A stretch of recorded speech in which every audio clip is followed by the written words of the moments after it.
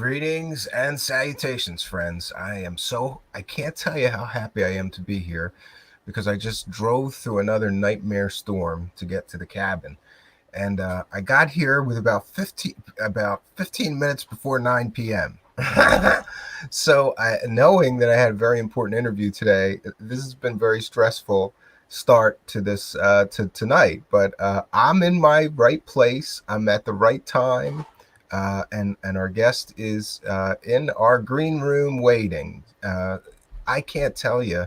I first started hearing about Michael Schratt when it came to Black Project research, and boy, I was really incredibly impressed. I was incredibly impressed with his work on both UFOs and Black projects. It seemed to me that he was a dogged researcher going through every lead to get to the truth behind some of these great mysteries. And I had to respect that, of course. So I began to follow him, and I would listen to every appearance. If there was a conference appearance he did, which was put on YouTube, I would watch it. And I've been following his work for quite some time.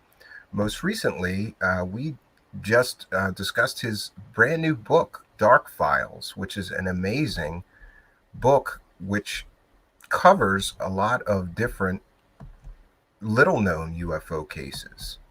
So his research has been inspirational, at least to me, and also knowing what it is that he does only made me more interested. And I began to hear some interesting stories about Mr. Schratt, and we're going to get to dive a little deeper into some of those things that I've heard. Some of them may be rumors, but some of them are true. Yeah, his most recent book is really probably my favorite book that I've gotten on UFOs in the last decade. It's called Dark Files, A Pictorial History, Lost, Forgotten, and Obscure UFO Encounters. Book one. And it's interesting to me is that this is just book one. He's got a treasure trove of information on these incredible subjects. So please bear with me, friends. I'm having a real tough time here. It's bad enough that StreamYard forces me to use Windows. Now StreamYard is forcing me to use Firefox on top of that. Windows and Firefox, I really think that is not fair whatsoever. And it's interesting that Paul Hynek wrote the foreword to his new book, and it's really we're gonna dive into it more deeply. And one second, I'm just trying to get everything queued up here. Yeah, Paul Hynek about Mr. Schratt said Michael Schratt has been an important figure in ufology for years, a devoted and boy, big word, indefatigable researcher. In Dark Files, he has done for ufology what Ansel Adams did for Yosemite. He has brought it to life with the summaries, the engineering quality drawings that he created, and color illustrations he commissioned. These cases simply jump off the pages, and that I would definitely agree with. In doing so, he made these cases effectively available for more than a handful of researchers who have read or written descriptions themselves. So enjoy this wonderful work Michael has poured into Dark Files. Yeah, and I would have to agree. One of the best books that I've come across on UFOs in literally a decade. If you like UFO artwork and you like UFOs, you're going to love this book. So without further ado, let's welcome our very special guest, Mr. Michael Schratt. Hi, Stephen. How are you? Good. I'm happy that I didn't screw this up tonight. I had a real tough time getting here and getting everything set up. Everything's kind of temporary here. I'm not in my usual studio, so you'll have to forgive me if I'm a little bit out of sorts, but I think we're okay. That's fine. That's okay. So I'm gonna ask you some. I have a whole list of questions, and I hope we can get through most of them, because I've heard you interviewed before, but there's a lot of things that people that I know people haven't asked you. And one of the things I was most curious about is what got you started down this rabbit hole, because you are one of those people that I see some of my own obsession in you. Like, you're obsessed with this thing. You're collecting things, you're writing things, you're drawing things, you're going on TV shows talking about this stuff. What is it that got you started? Okay. Well, from my earliest memory, my dad used to take me to a place called Victory Air Museum in Mundelein, Illinois. Oh, And it that's was cool. near Chicago. And what they had, Stephen, were these old World War II birds, but they were just parked out in this field, left alone. They were like Awesome. stranded, and they were deserted, and they were derelict, and they were disrepair, and they were forgotten and half broken down. And the skins were oxidized, and the windshields were cracked, and they had weeds growing up. It just had this ghostly, otherworldly appeal to me. That's what started it for me, and I've never looked back from that point forward. So UFOs to you is just a strange, mysterious form of aircraft then. In a way, yeah, you can kind of say that. But from there, my dad took me to Oshkosh, which is the biggest air show in the world. Went there. Yeah, I've mentioned previously, my father was a huge aircraft. Yeah, he was a huge fan of all aviation, and he used sure. to take us to McGuire Air Force Base every year, and we would see either the Thunderbirds or the Blue Angels, and then they had all these displays. You could sit. They would let you sit in a jet airplane, an old one like an F4 Phantom, but it was still awesome to me. Yeah. So that's really how it started for me. And then just going to Oshkosh and looking at all the warbirds, the ultralights, the kit planes, the antiques, just the whole part of it is just so impressive to me. And then things just led from there. Being within an hour's drive of QFOS, 2457 West Peterson Avenue, Mark Rodiger, the director there, he gave me full access to the entire QFOS library for 3 years straight. And I went through 60,000 cases there. It really did go through all of them. Wow, that's interesting. So when did the jump from regular Earth aircraft, let's call them, to UFOs happen? What was the first thing that really got you interested in actual UFOs? I would say around 94. Right around 94 is when it really started going. I would say that time frame. Yep. Yeah, and one of the things that's interesting about you is that you do these illustrations, or you commission people also to do these illustrations. And this book is like, if you like UFO artwork, and I sure do, this book is like every other page is this amazing. I almost want to blow them all up and make posters of them all. They're so good. Well, that was the idea, because when you go through the cases at QFOS or the Gray Barker collection in Clarksburg, West Virginia, or QFOS or the Leonard Stringfield cases. They read dry, right? So they need some sort of illustration. Yeah. I only pulled out the ones that had a really good description, a really good illustration or a sketch, and a flight path. If it had those three, then I pulled the case. And so from there, a lot of these cases were rough. They needed to be cleaned up, brought into the 20th century. They had to really get cleaned up. So at that point, either I would do an AutoCAD drawing or a SolidWorks drawing, full color rendering, or if it was really biological looking, I'd have artwork commissioned and then make it come alive. That was the whole point of it. Yeah. And you know what? I just think that, this forward is dead on, because a lot of these cases in this book, I heard of some of them I'd never even heard of, and I've been into this thing forever. So it's amazing, this work that you did, because you're going to open those cases up to whole new generations of people that may never have been exposed to them. And the use of this amazing artwork really brings them to life. It's not just words on a page, because sometimes these I'm sure you've got them. There's UFO reports and MUFON reports of sightings, and they just read like a bad science teacher wrote them, and they're not very engaging or interesting. But the addition of these illustrations, right? And you did these all right from the witness descriptions or original sketches, right? Well, Tom Bogan gets the credit. He's in the book. He's in the forward part of the book. he gets the credit for the majority of the color artwork. Now, there's some in there that I've done, and some of the line drawings I've done, but some of the, the best color artwork, that's his work. I want to give him credit for sure. For sure, yeah. No doubt. But what's interesting is when I did these illustrations with Tom, we used Google Earth, Stephen. So what that means is when we go back to these cases that are 40 or 50 years old, and someone tells you that they parked a quarter mile west of such and such an intersection, we take you there plus or minus 5 feet. So you're looking at exactly where these things took place. Wow. Yeah, that's very, very interesting. And now, of course, because I'm in Firefox, I'm having trouble sharing this. But I'll get to it as we can progress with more questions. I have one big other question, and I don't want you to take this the wrong way. Yeah. But a few of people in my audience have said the same thing and wondered the same thing. I followed everything that I've seen you do. Yeah. But the one thing I saw you do that I went, that's weird. Why would he spend so much time on this?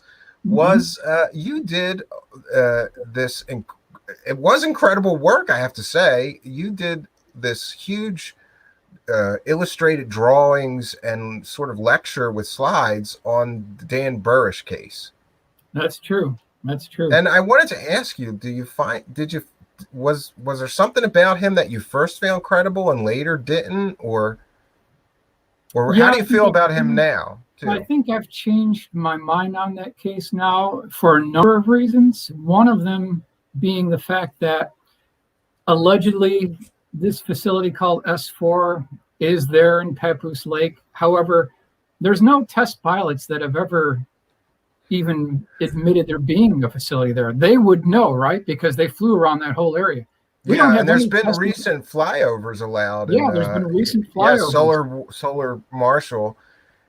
He's got the goods on that, and there's pictures, and there's zero there. There's no guard shack, there's no road, and people like Bob Lazar or Burrish described taking a bus after they got off the Janet airline, and you couldn't get a bus through this desert sand for 50 miles to this remote location. It just where's you need a road, the evidence of the hangar bays with the textured exterior? Where's the evidence of that? Where is the evidence that, pilots flying over it, they would have seen something after all these years? They never reported anything there. There's no operating facility there. There's just nothing there. Well, yeah, and I think that we get into this situation of UFO profiteering that seems to be a problem, because then people start people are just making things up, to sell the story. They go, well, we've corroborated this story with people that we're sure and we checked into really worked at Area 51. And then I go, okay, what's their names? What was their titles? Can I speak to them and interview them and verify this? And you never get there. It's like all the information that's coming out about this so-called flying saucer base is very, very flawed. And Dan Burrish, of course, is very flawed too when we dig into his background. I mean, he was supposed to be a biologist there while he was a parole officer in Las Vegas. There's just everything is always like, this story sounds great. There's just one big problem with it, and the same for Bob Lazar with his education. And I know you've done a lot of great work on the Bob Lazar case as well, right? Sure. Yep. Mm-hmm. And is that one, when I was growing up, I loved that story. I wanted that to be real. I so wanted that to be real, just as time went on and it got worse and worse, and you get to like, okay, he's a convicted pimp now, and like his education is terrible, and fake. What was it about the Bob Lazar case that attracted you, Well, looking into some of the things that John Andrews had collected, because he spoke to Bob. Oh yeah, I wanted to mention that. Yeah, one of my other questions was going to be, or one of the other things we're going to explore is that you are a bit of a historian and a conservationist when it comes to UFO material. John Andrews, for those that don't know, is responsible for all those cool models that came out of testers when you were a kid. All the UFO models, the Honeyboo, the sport model, and all of the, like the stealth bomber. He did all the cool airplane models for testers. And somehow Michael got a hold of all of his papers, right, and everything, his whole That's correct. archive of material, That's right? correct. That is correct. Yes. Yes, and That is the correct. first time that I've ever communicated with Michael was because I was trying to find out how much exactly Bob Lazar made from the Tester's model deal. Hmm. Yeah, yeah. Good So question. what are you doing with all this John Andrews stuff? What Oh, do you? well, I've incorporated into a lot of different things for sure, but it was an honor. It was a privilege to acquire the collection. I mean, one of the highlights of my life, no question about it, because John was such a gentleman. I only met him once, but he was such a gentleman. He could take a photograph and derive a 3-view drawing from a blurry photograph 5 miles away. That's how good this guy was. He was the best of the best, really the best of the best. And there's Yeah, a and lot of correspondence with a lot of different people in there. And the guy was brilliant, no question about it. people are asking about your latest book. So it's only available in ebook format. Is that right? Correct, It is correct. on. I am Can't. going to make a hard cover or a soft cover sometime. I want Yeah, a copy when you do. I'll pay you yeah, whatever you I'm want going to do for it. that This too. is one of my favorite new books. I couldn't put it down until I was done, and then I read it again and looked at and now I just look at the pictures and go, "Wow." Mhm. Yeah, That's pretty much what I do. So the deal with John Andrews is that he was not just a model maker. He had an interest in like the Bob Lazar case and you UFOs, and he did. was corresponding a lot with Bob Lazar, right? And you have some The of that. original, the original audio tapes were a part of that collection. The original interview audio tapes that were used to create the model were a part of that collection.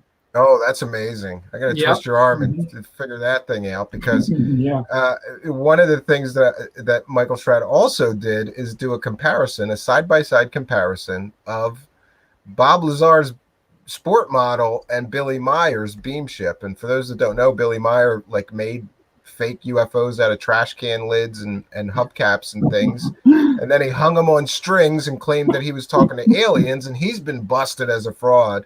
And it's interesting, a historical note is that Bob Lazar and Gene Huff got all the Billy Meyer material right before Bob Lazar decided that he was working on these things. And his flying saucer that he says he worked on looks exactly like Billy Meyer's, almost. Michael did an amazing I photo of couldn't say it any better than that. that. Yeah, and if you look on my Twitter, I'm sorry, I'm having a real trouble with this screen sharing right now. If you look on my Twitter, I just posted that yesterday, the comparison video, the comparison illustration between Bob Lazar and Billy Myers. So do you think that Bob Lazar copied that? It's It's too very similar. possible. It's I too don't know. similar. We don't know, right? We just don't know. But here's the question I talk about. Bob talked about on a number of occasions in interviews where he had to reach above his head to touch the outer rim of the sport model, right? And if you know anything about the entry hatch on the sport model, it is integrated into that outer lip. So it Hmm. wraps around the bottom just a little bit, and then it wraps around the top of the outer rim. But if the grays are 3.5 to 4 feet tall and the entry hatch is above his head, how do the grays get into the craft itself? I know. I Do didn't they see a hover? ladder. Yeah, I didn't Something see a going on ladder. there. Something going on. There's a lot of inconsistencies, another thing, I think Solar Warden pointed this out, and this is great. And he got Bob Lazar to like go, that's a great question, and Bob Lazar had to go away and figure out an answer. Bob Lazar claimed that when you turned this propulsion system on, you could throw a screwdriver at it and it would bounce off, and all these other things. And so his question was, well, then how did you turn it off? You know, Mhm. because it was all he had no answer. you know, And isn't that entire area, Papoose Lake, irradiated to a very yes, that's high another thing. degree? And There would be dose badges, right, Stephen? There would be dose yeah, badges. yeah, there If you would be go dose to the badges, sure. Yep, if you And go to and the the other thing Atomic is Testing Museum you can go in to Las Vegas, you can go to the Atomic Energy Commission and uh, get some data on how irradiated that area was. If the United States government were to be stupid enough to put a base there and make people spend a significant amount of time there, that would be a yeah, huge liability. People would be dropping dead yeah. left and right from, radiation related sicknesses and cancer and things. Because you can go to the Atomic Testing Museum in Las Vegas, and when you go through the exhibit hall, and you wrap around just before it ends. There's a glass case on the right-hand side. They've got like 30 different examples of dose badges there that people would wear on their lapel and on their shoulder area. There was never any mention of dose badges at S4, period. But you know what is interesting is that I have at least a few sources, plus John Lear, who tell me with some confidence that Bob Lazar worked on radiation health monitoring equipment around Nellis and Area 51.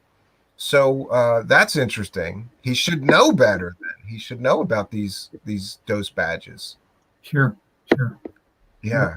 You got it. Yeah. So beside this, this Dark Files, can you tell us about the creation of that? And you got another whole archive of stuff that some of this stuff came out of, right? Mm-hmm. Yeah. I drew it from all different locations: QFOS, Orange County MUFON, certainly the Clarksburg, West Virginia archives, things that I've collected over the last 30 years. And that's kind of how it all got started. But I wanted to put this in a concise format that people could read in one day, period. I don't want it to drag on for 4 weeks. Get it done in one day and you'll have it. You got to be done in one day for sure. Oh, finally. I finally got Firefox to work so we can share some of the stuff from the book. But what I mean is that a lot of these cases are little known. And didn't you have a certain archive that you were drawing some of the case files from? Yeah, from QFOS, from the QFOS archives. Yeah. Some of those cases were buried there for 40 years. They'd still be there if someone didn't dig them out. And what I always thought was weird is going there for 3 years, nobody else was there. Nobody else used the library. They didn't take advantage of it, which shocks me.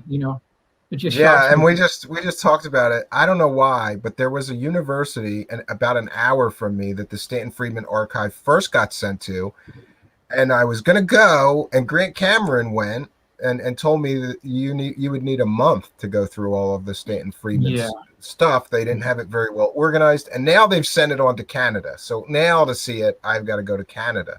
But you've spent a lot of time going through weird sort of passed away researchers or people's archives, right? Definitely. Yes. And I talked about these stories that I hear. I hear that you have this huge, monstrous collection of UFO related material. Like you got a warehouse full of stuff. Is that accurate? More than one. You've got, actually, I didn't want to say it because I didn't want to embarrass you, but I've heard you got 3.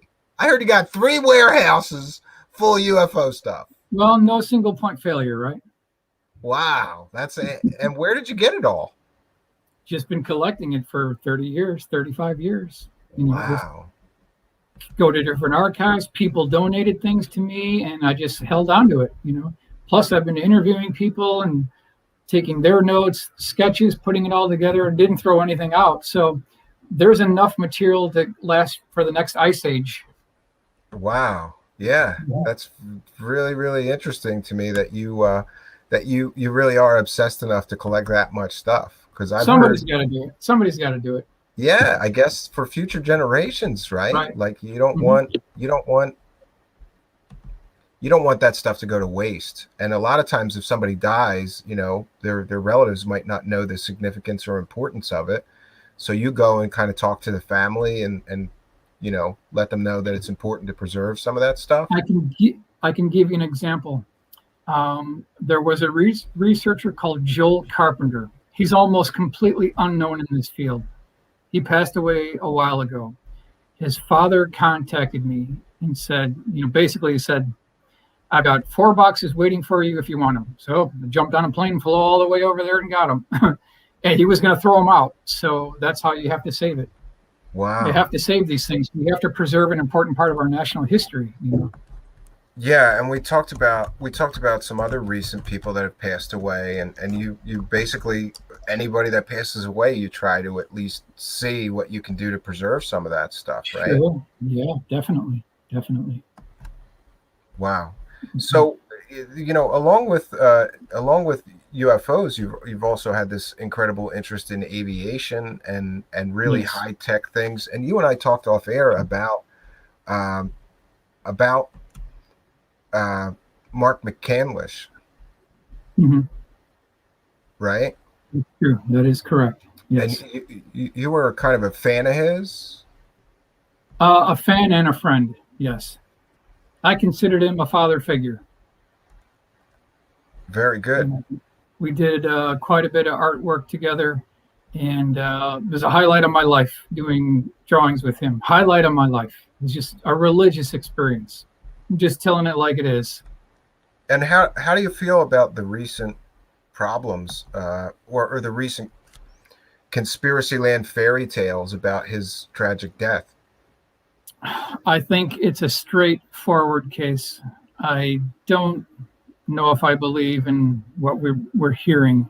I just think it's a straightforward case. Yeah, because What you presented that first time, I think I believe what you presented.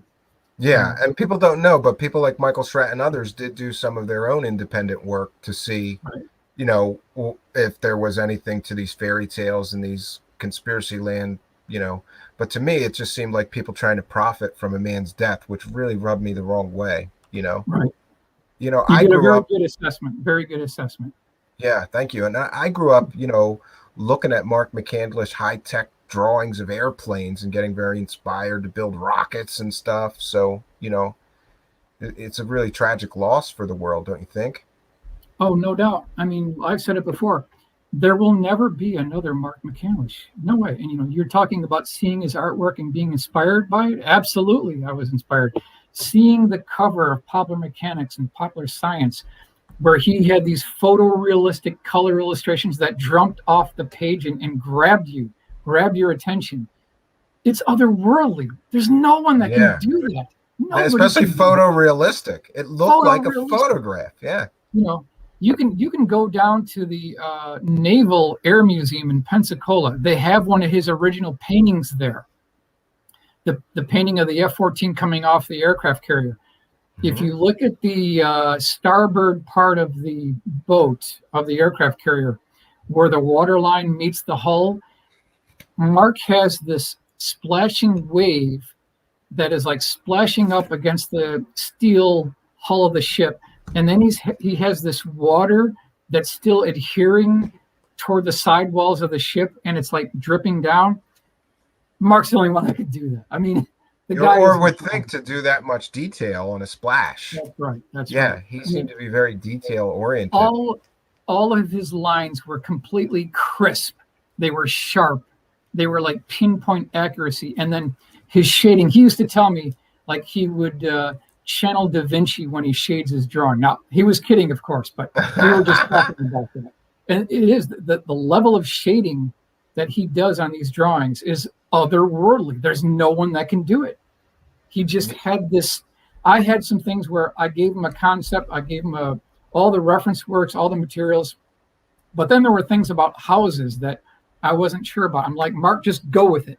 And I'd sit there and watch him draw, and he'd just draw houses perfectly scaled from nothing, just from his own brain. It was incredible. I Yeah. miss it. I miss it. Yeah, I and I'm really sure do. I'm sure we're going to continue to miss it. Somebody is asking what your opinion is on William Tompkins. I met William Tompkins. Uh, Genius guy for sure. And if anyone wants to see his work, you can go to the Miniature Engineering Museum in Carlsbad, where they have his original ships, and they look like they were built yesterday.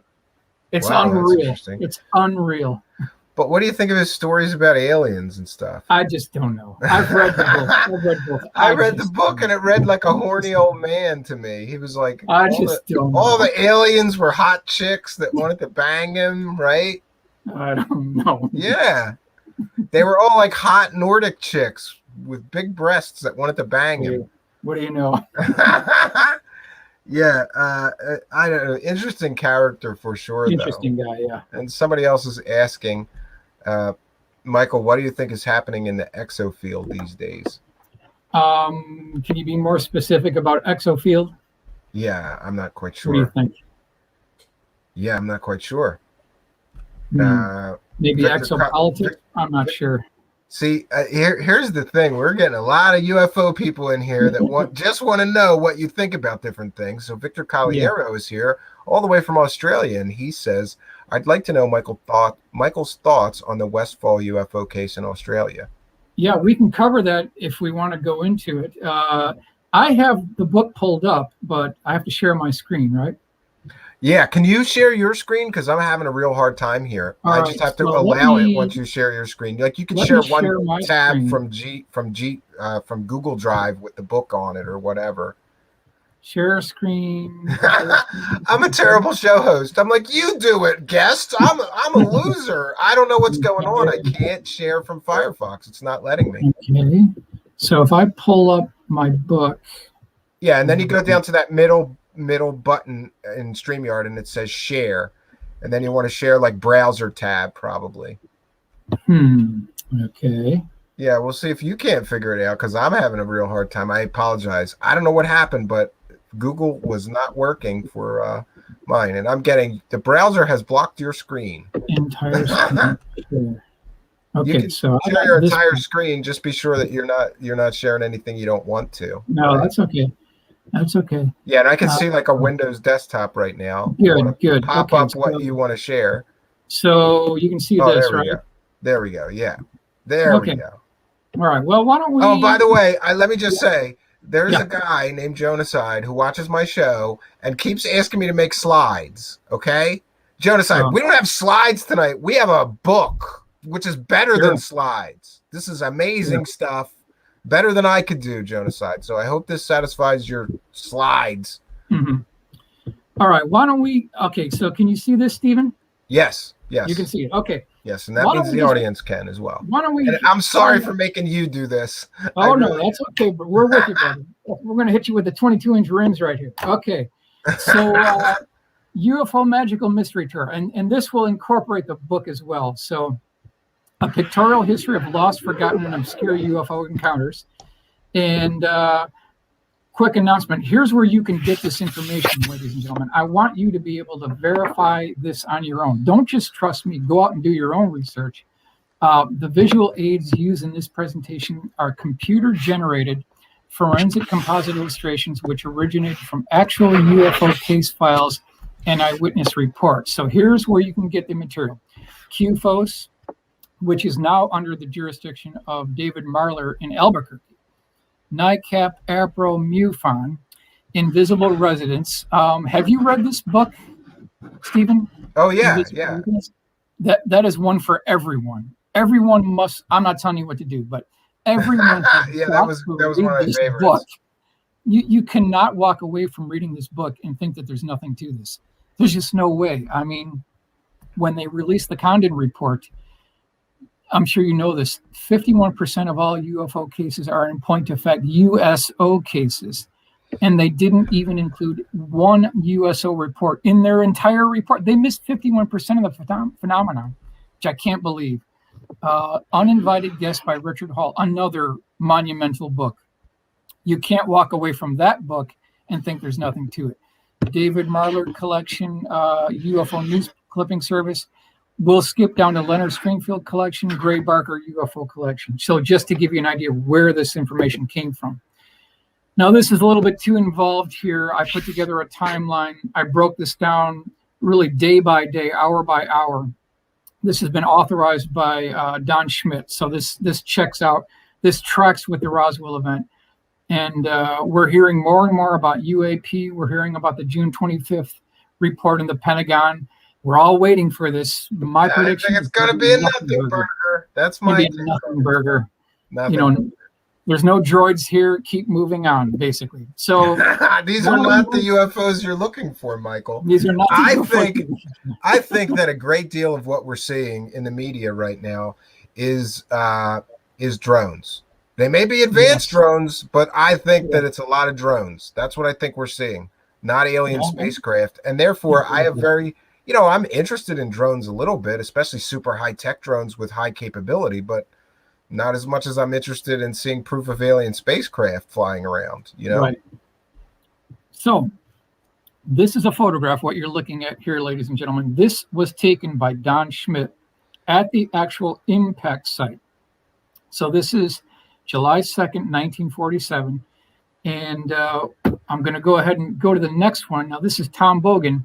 You'll see we've got Mac Brazel on horseback, and then we've got a 7-year-old boy named Timothy D. Proctor. Now, the way they rolled back at this time, everybody, is that if you were old enough to walk, you were old enough to ride horseback, and that's what they did. So here it is on the morning of July 3rd, where his sheep would not cross this debris field. All this debris just spread over a large area, and then we do believe that there was a 10-foot wide by about 200-foot long trench or, gouge in the plains at this time. And so that's what we've illustrated here. So this is the morning of July 3rd, 1947. And I want to take you through the entire case, bring you to the site, bring you into the hangar as well. All right, so we got the crash retrieval operation, July 8th, 1947, and all the components in this story are represented here. So if you look at the back, we've got multiple eyewitnesses on downtown Main Street in Roswell that did see an 18-wheeler lowboy tractor trailer go right to Hangar P3 Building 84. There was also a ambulance truck. Now, according to Don Schmidt, there were 5 bodies recovered. 1 was still alive. Over here, we've got a Jeep section here. We've got a 6-by troop transport. Now, the impact site happened very close to a water retention facility or a water tank, and then also a windmill as well. So we've got there. Now, also according to Don Schmidt, the Roswell craft was not a saucer. Repeat, the Roswell craft was not a saucer. What it was basically an egg-shaped craft the size of a Volkswagen with a dome on top. And that's what you see right here. Now, they were approximately 4 feet tall. They had spindly arms and legs. Pappy Henderson said they were squiggly. They looked like Casper the Ghost. They were wearing a light-colored silver one-piece tight-fitting flight suit that they didn't know how they got in. So that's what we're looking at here with the crash scene operation. This is July 8th, 1947. Now, Roswell Main Street convoy, we've got the paper boy here, and according to Don Schmidt, and you can read this in Witness to Roswell, there are at least 2 paper boys and at least 20 separate eyewitnesses that saw this military convoy that had 2 Jeeps up front, 18-wheeler tractor trailer lowboy truck, and then 2 Jeeps behind that on its way down Main Street, Roswell to Roswell Army Airfield, home of the 519th Bomb Group. But they said that there was a tarp covering an egg-shaped craft that looked just like what they retrieved prior to, with ropes covering the tarp, and the whole thing was covered. You could not see anything below this tarp. That was going right to the 519th Bomb Group. Now, and apparently this was not a common occurrence in this was not Main a common Street occurrence. of Roswell. Yeah. Right after all, because by the time it got July 7th, it was like electricity throughout all of Roswell. This story was burning up the whole town. Everyone heard about this. Now, there was a B-29 called Straight Flush that taxied over atomic bomb pit number 1. And what they ended up doing is they were loading a crate into the bomb bay. So they had this hydraulic cylinder that would lift up the atomic bombs, put them into the B-29. Well, they did the same thing here, but instead of a bomb, it was a crate. So what were they actually loading in the crate?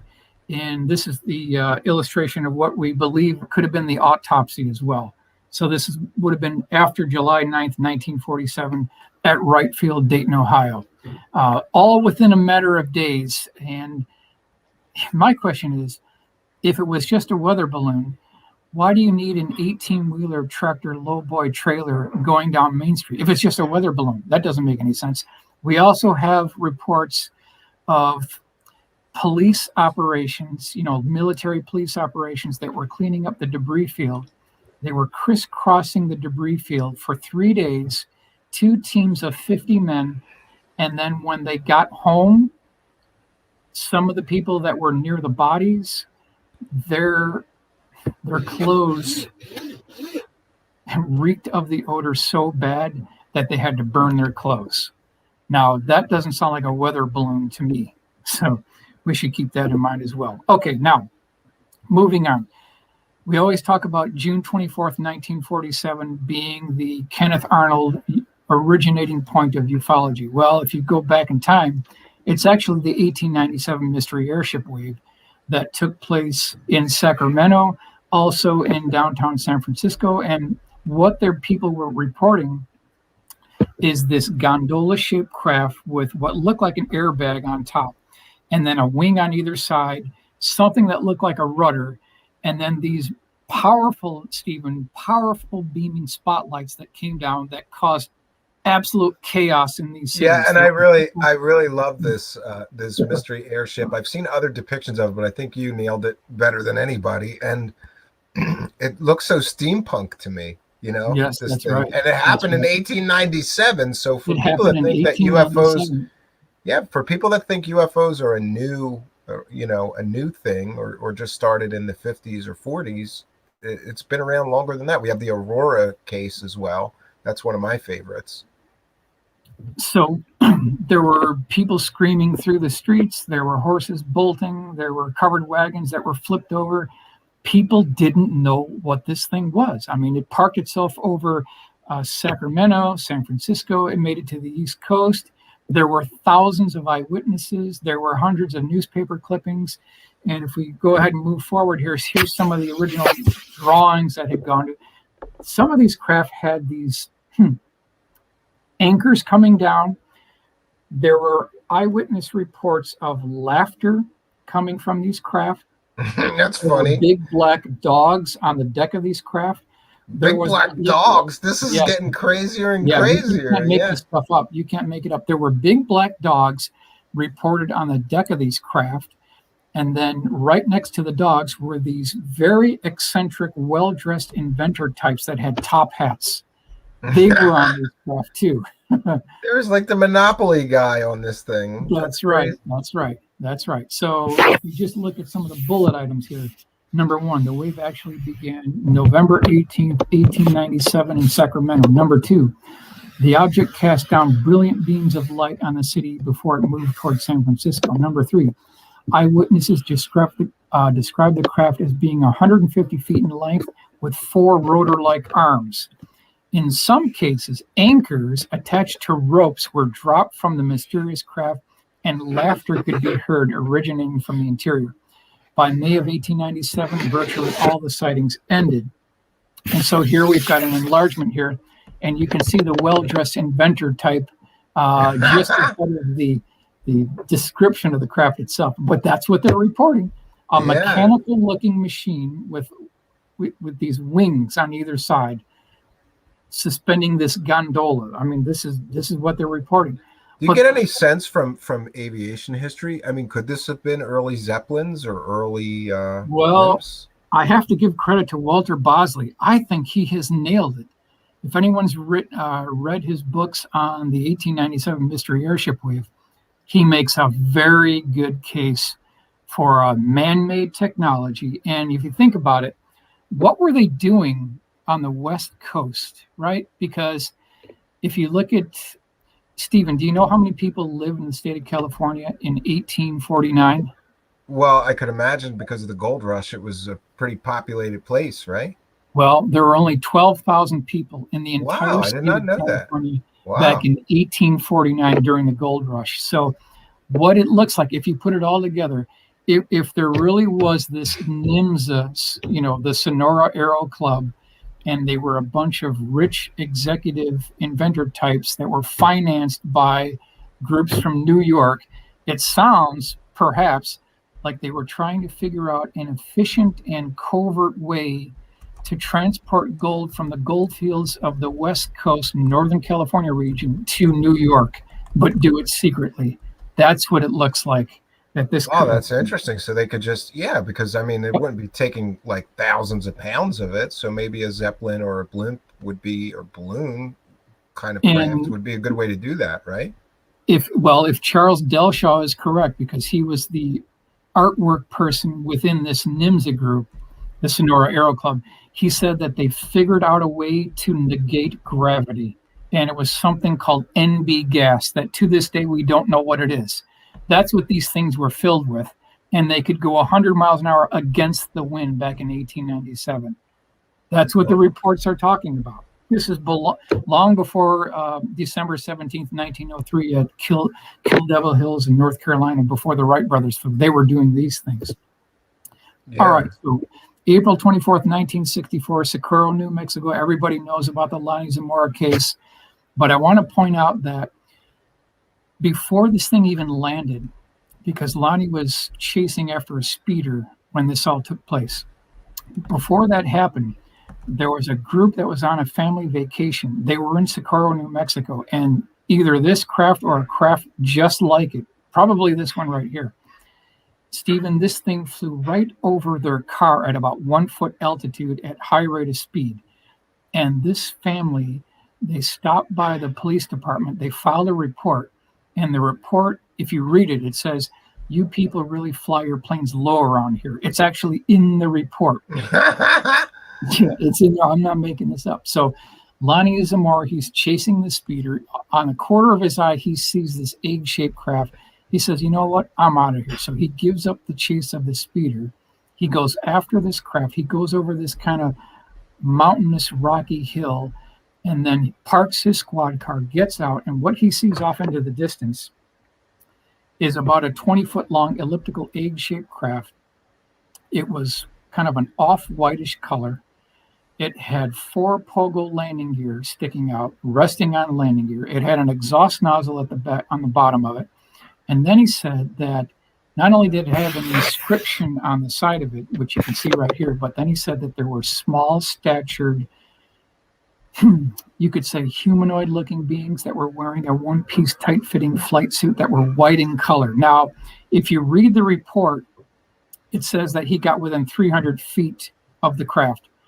That apparently is not correct. The actual distance was 24 feet. He got within 24 feet of this craft.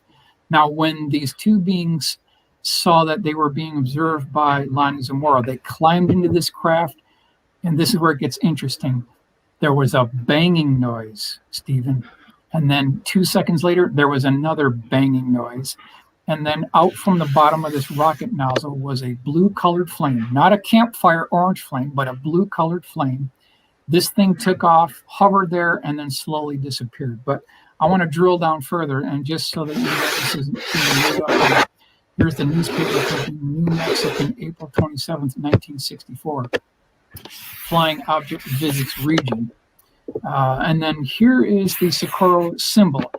Now, for 55, 60 years, we've all heard about what this symbol talks about, what it looks like. So here's a representation according to the actual sketch, right? So if you take the one that we've known about for 50 years and you revolve it 90 degrees left hand, right? Then you take this TP thing, you revolve that 90-degree right hand, and then you take that small little dash line, you connect that, you get CAI. You invert this, you get CIA. That's what we're looking at here. However, there's a new book written by Ben Moss where he drills down really deep and he shows you what the actual insignia looks like. And that's what I want to show you right now. This is, ladies and gentlemen, the actual insignia. It was an inverted V with 3 hash marks. That is what Lonnie Zamora actually saw. So we've been kind of led down this road all these years. This is what it actually looks like. Now, I asked the question, why were we sold this bill of goods? So here's the question. Why did Lonnie Zamora sign off on a fake symbol? The symbol was changed by U.S. Air Force Major Holder for the simple reason that providing a fake symbol, if any other cases came up and a witness reported the fake umbrella symbol, then they would know that the witness was lying. By Lonnie signing the fake symbol, maybe drawn by Holder, Lonnie was signing a contract with the government to keep his mouth shut on the symbol. It was country, God, then family in those days. So this is what I was told by Ben Moss, and I wanted to reproduce it word for word. So What we've been led to believe is the actual symbol has not been all this time. It's just the inverted V with the hash marks. Okay, now I want to hit you with this right here. Can you see on the upper part of this thing, the upper left is Socorro. I hope everyone can see this. That's where this actually took place. So it's on the upper map of this section here. Now, just to the right, you'll see this dashed boundary line. That is the boundary line for White Sands Missile Range. Now, if you go down to the bottom right-hand section, you see scale in miles.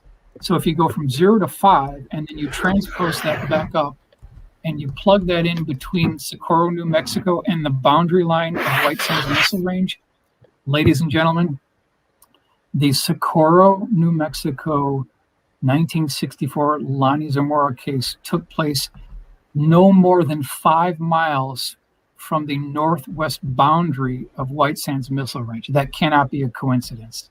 Oh, that's interesting. Coincidence.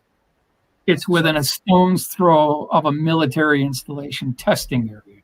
So do you think that it was some sort of U.S. government craft and not actually aliens? But how do you explain the little humanoids then? Well, midget pilots? I don't know. They did use small statured test pilots prior to that. And we got that firsthand from Jack Pickett, who saw 3 flying saucers at MacDill Air Force Base back in September 1967. So it's not uncommon for them to use small statured test pilots. This checks out exactly what Jack Pickett would say. So that's very interesting. And it's interesting to me that this sort of mistaking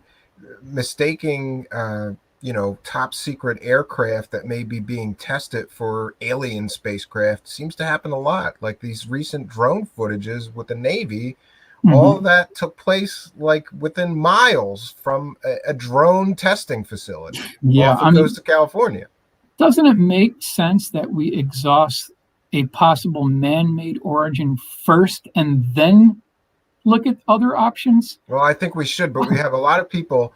It seems like there's these, Grant Cameron called them UFO messiahs that are out there, and they think they're there to bring us the truth about aliens, but they make these irresponsible statements like no one on Earth has this technology, or these were exhibiting flight characteristics thousands of years beyond our technology. And why is that? Oh, they made 90-degree turns, but then we find examples of experimental aircraft that can do exactly that. Unmanned, but still we have aircraft that can make 90-degree turns. I think you hit it right on the nail. Exactly. Here's some of the bullet items here. Object was seen within very close proximity to White Sands Missile Range. Number 2, object featured retractable landing gear. UFO featured inverted barn landing gear pads with sharp 90-degree straight corners. Now, I'm going to talk about that a little bit later. A mysterious metallic slam. This is right in the book. Everyone can read this. A mysterious metallic slam noise was heard just prior to liftoff and departure. Is that a door hatch closing? That's my question. Could be. Number 5, a second mysterious metallic slam was also heard prior to departure. Is that a latching locking mechanism engaged? A very loud roar was heard prior to liftoff. Change in frequency from low to high. Number 7, a blue flame was seen coming from the bottom of the craft as it lifted off the ground. Now, Stephen, if you know your UFO history, what other case do we know of where there was a blue flame coming out of a UFO from the bottom of it? It's very famous. Sounds like Kecksburg? Not quite. Try one more. One more. Cash Landrum? Cash Landrum. That's right. See there? It also had a blue colored flame. That was very stressful. I didn't want Michael Schratt to think I was a dummy. I'm like trying to think here, like, okay, I thought of 2. Yeah. I actually, but that one was my second choice. But yeah, you got it. Do you know that Richard Doty? I interviewed him, and Richard Doty claimed that case was recovered alien spacecraft, but they ripped out the power system, the alien power system that didn't work, and replaced it with a nuclear power source. That's what he claimed. I know. I've heard that too. But I just think it's very interesting that We've got this blue colored flame coming out of two different craft, two different locations, two different timelines, but they check out. Oh, now let's get to the landing gear of this thing. Now take a look at this blown up illustration here. You can see it has this inverted barn roof configuration with 90-degree corners, straight angles, sharp faces, flat faces. Does this look like the landing pad of an alien spacecraft? Here's the actual indentation it made. Now, this is the female impression that it made into the ground. Now, you can see the dotted line. So what I did is I did a SolidWorks model, a male version.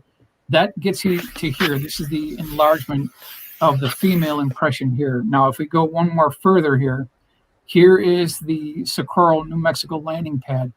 Stephen, does this look like a landing pad from an alien spacecraft to you? Well, that would be hard to tell because who knows the way aliens think and engineer True. things. But I would think they'd have something a little more advanced than that. Yeah, you would think so, right? So I went ahead and did a 3-view drawing. And, look at and this is the no offense, Michael.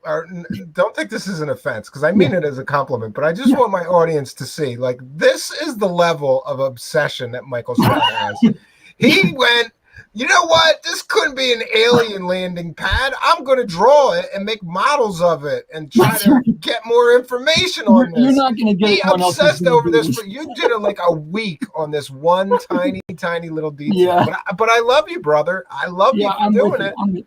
Ain't nobody else going to do this. No one's going to drill down to this level. It's a tough job. Somebody's got to do it. Better you than me, dude. I can't draw. So you got to do it for us. I could teach you to do this in 5 minutes, but I haven't seen anyone do this before, so I thought, well, we got to do it, right? So just look at the sharp corners, look at the 90-degree angles, look at the flat faces, like someone put this on a milling machine and milled it out of solid aluminum billet. That's what it looks like to me. This does not look like an alien landing pad leg at all. You would think it would be like fully integrated, seamless, and round and swept into the landing gear stands itself, but that's not what we're seeing here. We're seeing 90-degree corners, and anyone who knows anything about nature is nature almost never has 90-degree corners. Almost never will you see this. Very rarely will you see any kind of configuration in nature like this. So it's just another little piece of the puzzle. We're just putting it out there. Now, so what do you think? Do you think this was like top secret, some kind of top secret experimental craft that they were flying around? And absolutely. Yes, I do. Mm-hmm. They had plenty of time because if you look at the reference works, the reference paperwork from 1954, 1955, they were trying to crack the gravity barrier, and they had about 10 years to look at it. And then here we have 64, boom, we have it. So it looks like they poured money into trying to crack the gravity barrier. Yeah, you know what I always found interesting is that you can find references, all kinds of references to all these different major aviation companies that were looking into electrogravitics and anti-gravity sort of technology, and then it just disappeared. They were all over it for a period of time, and it was in magazines and newspapers, electrogravitics, the future of aircraft, the future of aviation, and then it just disappeared. And I think that a good case can be made that it disappeared into the black budget world. Well, it looks like it, right? I mean, if you really look at the newspaper clippings, and I think I've got all the most important ones, they were obsessed with cracking the gravity barrier, not interested in it, obsessed with it. They talked about how the first thing we're going to do is we are going to conquer electricity. Okay, so we've got that. Then they said the next thing we're going to do is we're going to conquer rocketry. So they got that. Then they said the next thing that we're going to do. Yeah, and all we need is let's just get all these Nazis and whitewash their. Yeah, let's just whitewash all these Nazis' history. There you go. Who cared how many thousands of people they killed with those V2s? We could shoot one of those suckers to the moon, right? That's right. The next thing they wanted to conquer is gravity, and it looks like they've done it. They've done it. Okay, so let's move on here. Now, we've all heard about the JAL Flight 1628, Paris to Tokyo over Alaska. Yeah, this is one of my favorite cases. November 17th, craft. 1986. Now, The problem with this case is anytime you hear about this case, you never hear about the beginning part of this case. You only hear about the big mothership part of it. Well, prior to all this going on, the best way to describe this is pilot Terryuchi. What he ended up seeing is it looks like two Campbell soup cans cut in half. Okay, they were 150 feet in diameter. They had a black plastic piece of electrical tape going down the center all the way down, and then on either side there were these stair-step staggered amber or red lights that were flashing in sequence. That was the first part of this sighting, not the mothership. That came later. They ended up tracking this thing for like an hour and tried to lose this thing. They called ATC. They were given authorization to do a full 360, and these craft paced the 747 going 500 miles an hour in a complete 360 loop. And this is all back in 86. All right, so here we've got the actual Miami Herald article, January 4th, 1987. FAA reviewing data from night Japanese pilot reported. Now, we do have Anchorage, Alaska. We've got the ATC and onboard TCAS. So there's 3 independent radar sources for this, which I think is very interesting. Here is his original sketch. This is from the pilot himself, the commander himself, the captain of the 747. Outside the windshield, this is what he saw, just like that prior illustration I showed you. And then if you look at the bottom, you can see this walnut-shaped UFO and then the size and scale of his 747 compared to this. So we're looking at, 4 times the size, 2 times the size of an aircraft carrier, according to the captain of the 747. Here he is right here describing it. Now, he lost his job reporting this. Yeah, I remember this. He was later reinstated. This is one of the first times this ever happened. Now, this case went all the way to Dr. Greer, May 9th, 2001, on the Disclosure Project. That was the first conference. This was brought up within that conference itself. Now, here's the illustration we put together of the JL 747 with this massive acorn or walnut-shaped UFO. He saw that out the port rear window. This is from the pilot. So that's pretty. I always love this case because of the size of this thing. Yeah, because a 747 is no small aircraft, and for this UFO to dwarf that thing and be described as the size of 2 aircraft carriers is pretty amazing to me. Like, how could that thing even fly that big? That's right. The Yukon Territory had a history of these large UFOs, so this is not unprecedented. This is something that has happened before. Okay, now I want to talk about this case, which isn't really known. Credit has to go to my friend Antonio Huneeus. If it wasn't for Antonio Huneeus, no one in the United States would know anything about this case, because he's the one who did the Spanish translation into English and nailed down all the points of this particular case. So credit goes to him for doing this. This is June 22nd, 1976, Canary Islands. And if you look at the right side of this graph, you've got a little dot there on the eastern part of the Canary Islands. That was a Spanish naval ship that first saw this. So what I want to do is I want to take you there right now. Here it is from the deck of the Spanish naval ship Atrevida, 3 nautical miles off the coast of Punta Lentilla, future Ventura. It's hard to pronounce all these things, but this is what they actually saw. And what I want to stress to everybody is I can tell you for a fact that former President Clinton knows about this case, and so does Hillary Clinton. She knows about it too. Now, how do we know that? How do we know that? Because it was the Lawrence Rockefeller Foundation that funded the research that put together the briefing document called the Best Available Evidence. Within that briefing document is this case. So this went all the way to the president, because the president was given a copy of this. So he knows about this. And what people may not be aware of is that the Clintons had an interest in UFOs. They do, yes. Before they were the president and the first lady. So, of course, that carried over. And once they were in that position of power, both of them have commented that they tried to find the truth about UFOs and weren't given very much information. And I don't want to interrupt you, but I want to take No. a moment to thank Brian McLeod for a kind and generous $4.99 super chat donation. He says, "Keep up the good work, Steve. Been away for a minute, but the stuff you're doing is much needed in this field. Thank you for your kindness, your generosity, and your support. We're a viewer-supported show here, Michael. Everything, every dollar helps, right? And helps us keep the ball rolling. And if you want to see great guests like this, send me, tons of money, and then I can pay guests like, poor Michael Schratt. He is everybody's favorite volunteer. And I know your time is very short, so before I forget, I want to just take a moment to thank you and recognize you, because he's doing a public service coming to my little show here. We don't have that big of a reach. He's normally on much bigger shows. So now he's slumming it with us. But thank you for coming here and slumming it with us, Michael Schratt. It's a crusade. You can't get paid for this. This is a crusade. You can't get paid for this. Anyway, so we'll move on here. Now, here's what's interesting. The town of Guay, Gran Canaria Island. Now, we saw the dot. That was the first part. Now, this thing headed westbound. It covered 85 miles in 3 minutes, equivalent to 1,900 miles an hour, and made no sonic boom. And if you look at what the people reported here, it's like a boring thing, right? It's just this common CE1 case. It looks like a bright light, a blob in the sky. No big deal. But what came from this light was very interesting.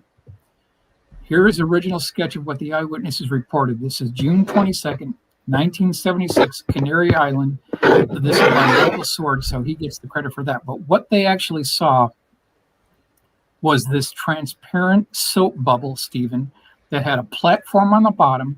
It had 3 of these, you could call them monuments, that were on top of the platform. And then there was these 8-foot tall, you could call them humanoid-looking beings that have an oversized helmet. They were operating levers. They had a one-piece tight-fitting red diving suit. And then there was a clear transparent tube that went up with blue-colored smoke going up through this tube. You can't make this stuff up. Yeah. And you know what? Right. You know what? When I see this kind of stuff, we hear various examples that the exterior shell of UFOs can become transparent from the inside, or have some sort of cloaking technology. So when I see this, I go, yeah, maybe they let the cloak down and you could see right through this thing into even the occupants, right? Interesting. It's possible. It's possible. So here's the final rendering that we put together of what this thing looked like. But this whole concept of a diving suit or a very tight-fitting flight suit, that keeps popping up again and again as well. Now, so here we've got 11 eyewitnesses, including the taxi driver, a doctor, and his patients. It was 25 feet in diameter. So there was multiple eyewitnesses that saw this particular soap bubble, you could call it, operating these levers. Very unusual.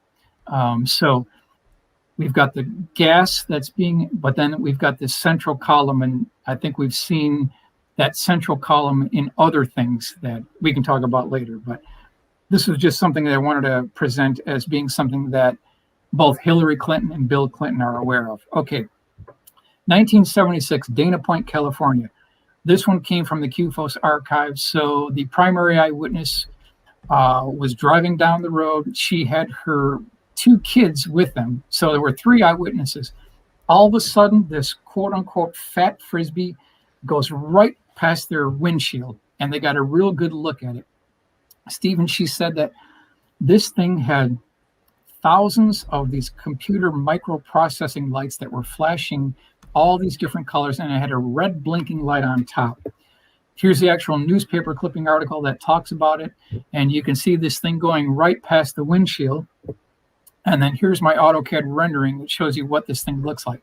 Amazing, and this is not the first time this has happened. There are other cases of this fat Frisbee with these microprocessing lights, all flashing different colors. You know what's always been interesting to me is this, is the lights on UFOs. But you know, I've heard Grant Cameron and others talk about it's the circus. They want to be seen because you gotta imagine, like, let's say, for example, Michael, we found a primitive civilization on another planet that we could get to, and we wanted to study them.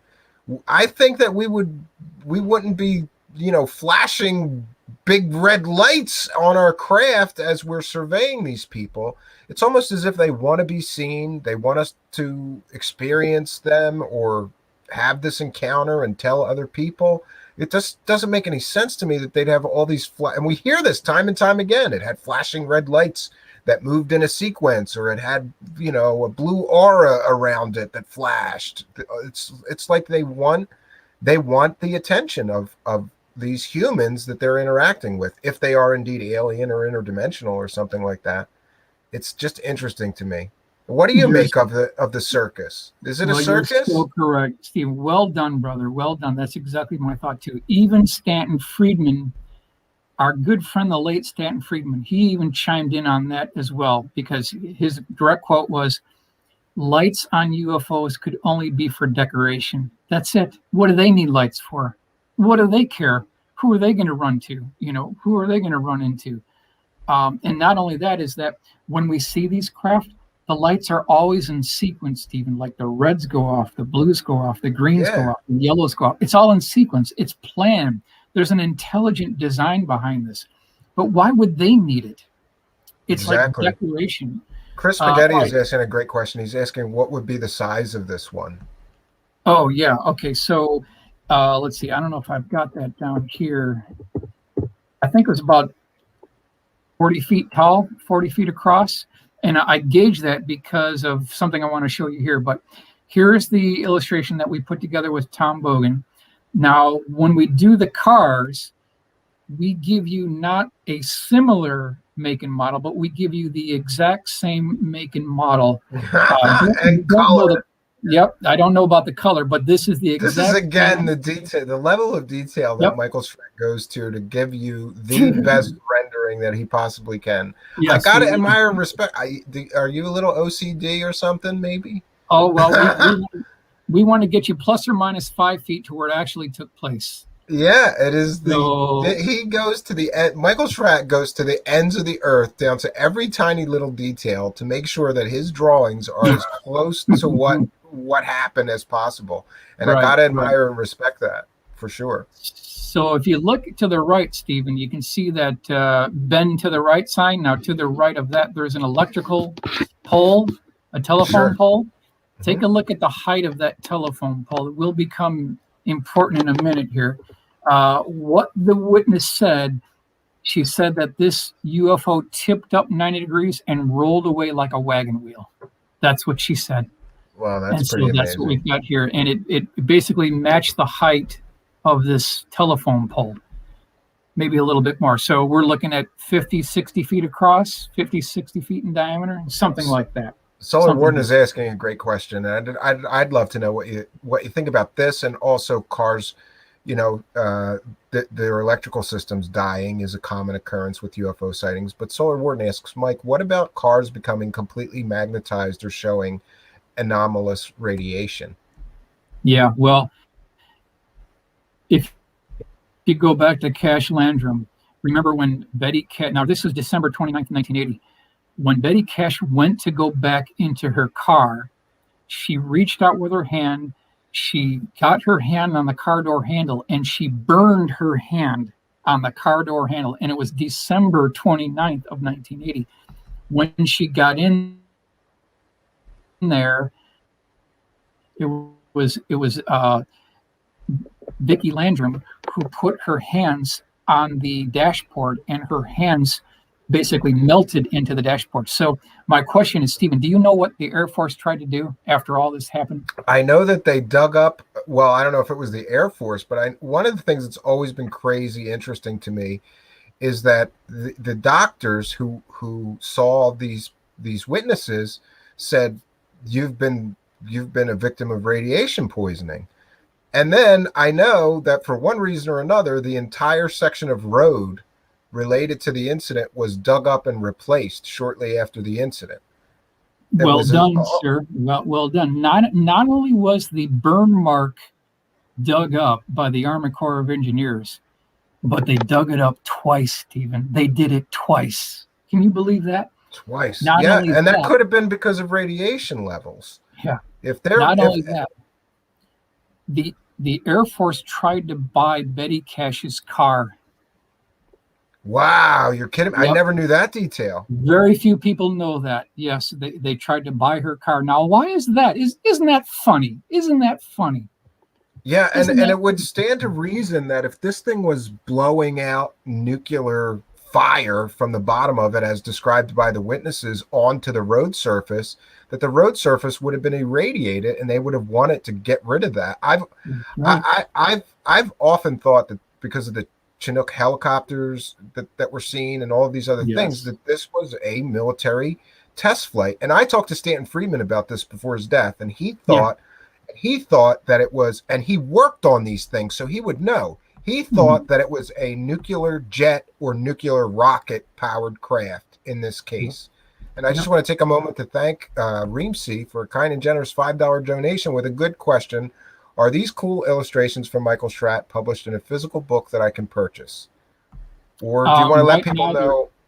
Right right now it's now not in ebooks. physical book, but in the ebook format. And what I am going to do is I'm going to put all of these and more, because we got a boatload of this, in a hardcover book that you can put on your coffee table, and it'll all have I want this book. I want this fully book. illustrated. They're all referenced, like everything we're talking about here. I've shown you the newspaper clippings of where I got this. I didn't just make this up. These are actual cases that we pulled from QFO. So, No, and I yeah, just wanted to take a moment to say that, Michael, I mentioned this on my show. Like people ask me, because we bust balls on a lot of fakes and yeah, frauds and things like right. that, and then people ask me like, well, is there any UFO cases that you believe? Yeah, there's plenty. And is there researchers? Yeah, people like Michael Schratt who actually have source material. And the hallmark of a great researcher, and this certainly applies to Michael Schratt, is that he gives you his sources, and you can Yep. go after him and find the exact same information he did. He's not using anonymous sources or made up whistleblowers with fake educations and things like that. And thank you very much, Reemsy, for your kindness and your generosity and your support of the show. Very much appreciated. Yeah, If Michael, this, there needs to be two separate categories, I really think, of UFO guys. There needs to be the fairy tale hucksters that will sell you anything with terrible Mhm. sources, with fake educations and fake doctors, and people like you I put into a separate category, or Stan Friedman or some other Mhm. people that I really like because they show you their sources. And I've always liked that about you, is that if I'm interested in a case that you're talking about in a lecture, you give me the sources and I can go read more about it and I can find Yes, out more. that is the scientific method, right? So I'm supposed to be able to provide you with the references, and then you're supposed to do your homework and then get to the same results that I did. That's the Yeah. scientific process. Yeah, that's how I felt about this recent investigation into Mark McCandlish. I said, I have all the sources. I'll give them Mhm. out. I'll give you the names of every person that I talked to, and you'll get the same answers that I There did. you go. There That you is the go. hallmark. And we want to thank Rilo704 for his kindness and generosity and support. $10 super chat. And he has an excellent question. Is it possible to determine the radioactive source by the radiation left behind? If so, then it's possible that removing the road was about concealment rather than safety. Government doesn't care about safety. Yeah, yeah. Yeah, I think Concealment they is were a good trying to cover word. their tracks. Why else would Of they dig up the course, road twice and try to buy her car? they tried to Because buy her car. Yes, I somebody can with believe it. a radiation monitor, a Geiger counter, could have certainly proven that that car got irradiated, right? Hmm. That's right.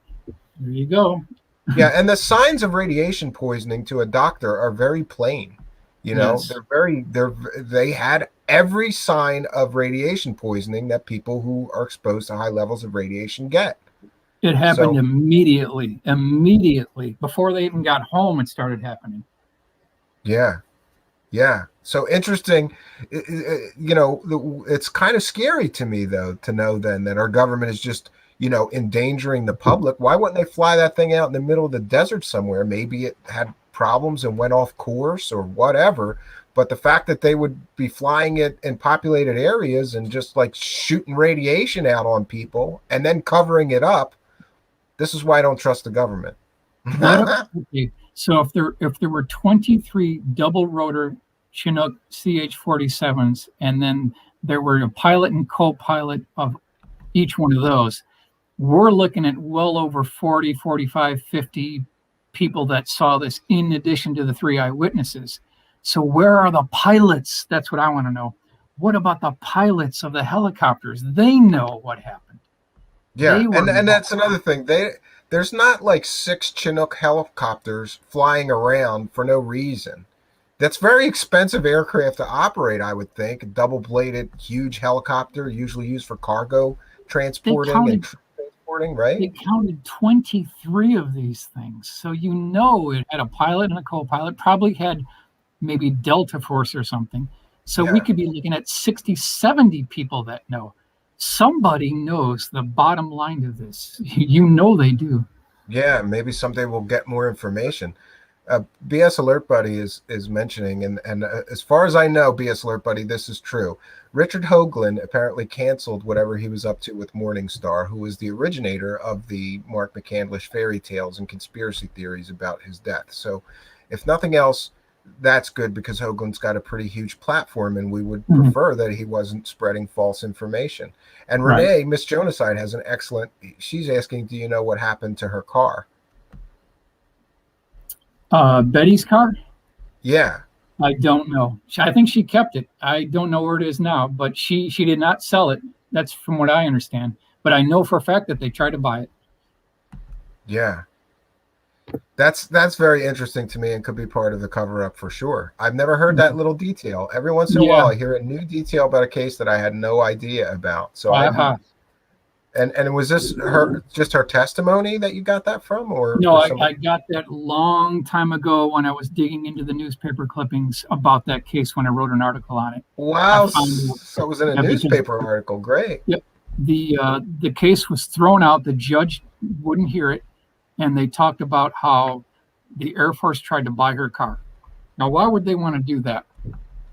That's the question. Yeah, and isn't it true that the family for years they try to like sue the government to get to the truth about what happened? Yes, they did. And they got stopped at every turn, right?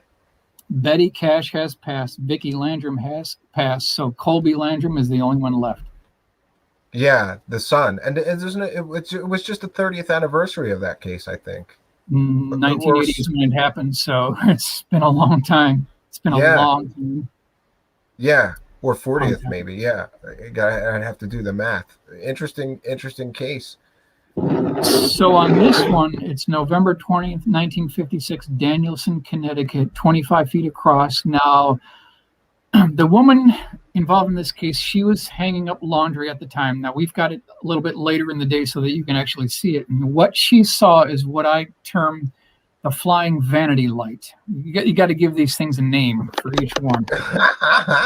Just like Pablo Zar, the Jello mold, the sport model. Right. Yes, you learned from the best, Michael Schratt. Well, sure. Yeah. Now, she said that on the bottom of this dome that was cut in half, like a globe sliced in half, there were these 24 sockets. Each socket had a bulb on it, and then 3 donuts as well. We'll look at that a little bit later. This is another one with all kinds of lights on it. Yeah. Yep, all kinds of lights. Now, this thing dropped down, went over the lawn, almost hit the clothesline, went back up, almost hit the chimney, and then flew away. But she got directly below this thing. She recently died about 2 years ago, so I missed her by just a bit. But if we'll do an enlargement here, you can see what these sockets look like. They were rotating. They had multicolored lights. But then if you look at these donuts or rings, we'll do a blow up here. That's what it looked like. So you've got the main dome or globe, and then you've got 3 of these donuts separated by a black band. Now, she also said that on the bottom of these donuts, she could see what looked like Aztec or Inca writing or something that would look like a Peruvian rug borders. That's what she said it looked like. So I went ahead, and this is her original sketch. She did a great job. 3-page report and an original sketch with all the call-outs. I mean, this is exactly what you want to see. Beautiful job on the drawing of the socket area here. But she describes this whole thing, how it went down. So I took her drawing, did the model of it, did an AutoCAD rendering, and then I did an enlargement on the right-hand side that you can see here. So resembled an ancient Arabic language, also looked like the border of a Persian or Oriental rug. Reference design seen on Mayan or Incan pottery. That's what this thing looked like. And if you look at the components of a Tesla coil, It looks this looks similar. Yeah. very much like a Tesla coil. Yeah. With Do you know what, Michael Schratt? I almost electrocuted myself building one of those. I'm really, not kidding you. I really did. yeah. I was not a very safe person. Okay. There's very high voltage. So you got to be careful if you're going to build a Tesla coil. Just my Oh, advice. okay. Okay. Don't electrocute Well, yourself. no, you got to be careful. We're talking about 30,000 volts here. All right. Now moving on. January 1st, This one is 1903. great because it's got a cone head. You can't make this stuff up. All right. So 10 feet diameter. The two skiers were going down a ski hill, and this cloud was following them. They eventually make it to this open area, and then from this cloud emerges this kind of like a flash. And what they ended up seeing was a dish-shaped craft with three domes on the bottom. And then I cannot make this up. What can only be described, Stephen, as a garden gnome. Okay, a garden gnome that had a kind of a green tight-fitting flight suit. He was wearing green boots. He had kind of a crinkly face with a strange-looking nose. He had a cone head for a top hat, and then he had what looked like a optical device that looked like a camera, and he was moving it from skier to skier like he was taking photographs. Can't make this up. Here's the original sketch that comes with the article. Source is Gray Barker UFO Collection, Clarksburg, West Virginia. That's where I got this report from. And after about 4 minutes, there was a bright flash. The beam disappeared, the craft disappeared, and then immediately both skiers had these horrible sicknesses, and one of the skiers had to help the other about an hour till they could get back to the lodge where they were staying. So not only was it a CE1 or a CE2, this was a CE3. So it encapsulated all of the close encounter elements. Interesting. And you know what, I've heard various reports of people getting sick or feeling sick or nauseous when they have some sort of encounter with, I guess, an alien or whatever the occupants or pilots of these strange craft are. Have you heard a lot of different stories that relate to that? Yeah, I do. And you were talking about vehicles being magnetized. That's one that we'll cover here if we have time. But yeah, it is common to have these close encounter of the second kind effects, because when you have a CE2, you're talking about physical effects, whether it's the car engine stalling, people getting sick, people getting nauseated, headaches. It's absolutely a CE2 case. Do you have any insight into what you think may be the cause of that? Of people getting sick around these It people? could be the frequencies that these things are emitting. That's possible. Don't know for sure. Don't know for sure. Yeah, I mean, anything we say would be speculation, but I just Correct. wondered what you Correct. thought, because Yeah. sometimes informed speculation is pretty good. Because we've got reports from Edwards Air Force Base with I think it was the Thunder Screech, which was allegedly the fastest piston-powered turboprop aircraft in the world, where even when it was taxiing on the ground, people could hear it from 5 miles away, and that people that were close to it, because the propeller was creating a shockwave and a sonic boom as it was turning so fast, the resonant frequency was making people sick that were near the craft. Just the propeller alone was making people sick. Yeah, well, I know a little bit about ultrasonics, and we're talking about these crazy. It's funny. There's another conspiracy theory that just became reality, and that is energy weapons. And I know a little bit about ultrasonics, and with the right electronic equipment, you can make people sick. You can make people like feel like they're going to have a bowel movement with ultrasonics. It's incredible. Yep, Yeah. I believe it. I believe it. All right, so February 3rd, 1983, Mobile, Alabama, 210 feet long by 80 feet high. So the story behind this one, this comes from the APRO Bulletin. I want to give my source so you can check it out as well. This is one of my favorites from the book. Yeah. Because it's so unique. We see saucers all the time, but this one is truly unique. Yep. So the primary eyewitness was driving down the road. It was, a little bit later at night. This is Mobile, Alabama, and she hears this boom noise. Her car starts vibrating. So she pulls off to the side of the road. She opens up the car door. She leans under the vehicle to see if the transmission fell out, but that seemed to be okay. So she got back in the car. She drove another half mile down the road, made kind of a curve over to the left, and then off to the right, there was this clearing area that was completely lit up. So she looked a little bit further and she saw this massive, you can't even describe the shape of this thing, very odd looking craft. As we mentioned here, 210 feet long, 80 feet tall. It had kind of this inverted wedding cake as it tapered back toward the aft end of the craft. Now we'll go ahead and start at the upper section here, where there was this 1/3 transparent wraparound, clear transparent window, and she could see these humanoid-looking beings that were about 5'10". They were wearing a white-colored, one-piece, tight-fitting flight suit. So that's the third time we've heard about this.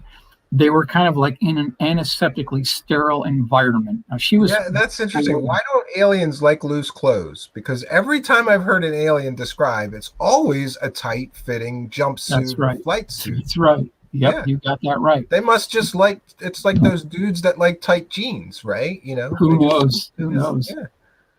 Now, below that section, there was another transparent section. Below that, she could see these circular, transparent portholes, you could say. Below that, she saw these 6-foot square by 6-foot square boxes with these, you could call it a shaft or cylinder protruding out, which I do not think are weapons. These are not guns. Now, below that section, she said that there was a door closing from right to left, and she said that on the bottom of the door, there was a black-colored asphalt road that led into the craft. On the left-hand wall of this craft, she said she could see what she termed as tubes, pipes, and cylinders. Now, it's the same tubes, pipes, and cylinders that we've heard of so many times before. The same pipes that were on the Belgium Triangle wave, that's 1989, 1990. The same pipes that were seen on the January 5th, 2000 Southern Illinois case. So that has a historical precedence as well. Now, and when you're saying pipes, it's the bottom of the craft that you're seeing some sort of machinery. Well, if you look on the left-hand wall of that open door, you can see pipes and cylinders and things that look.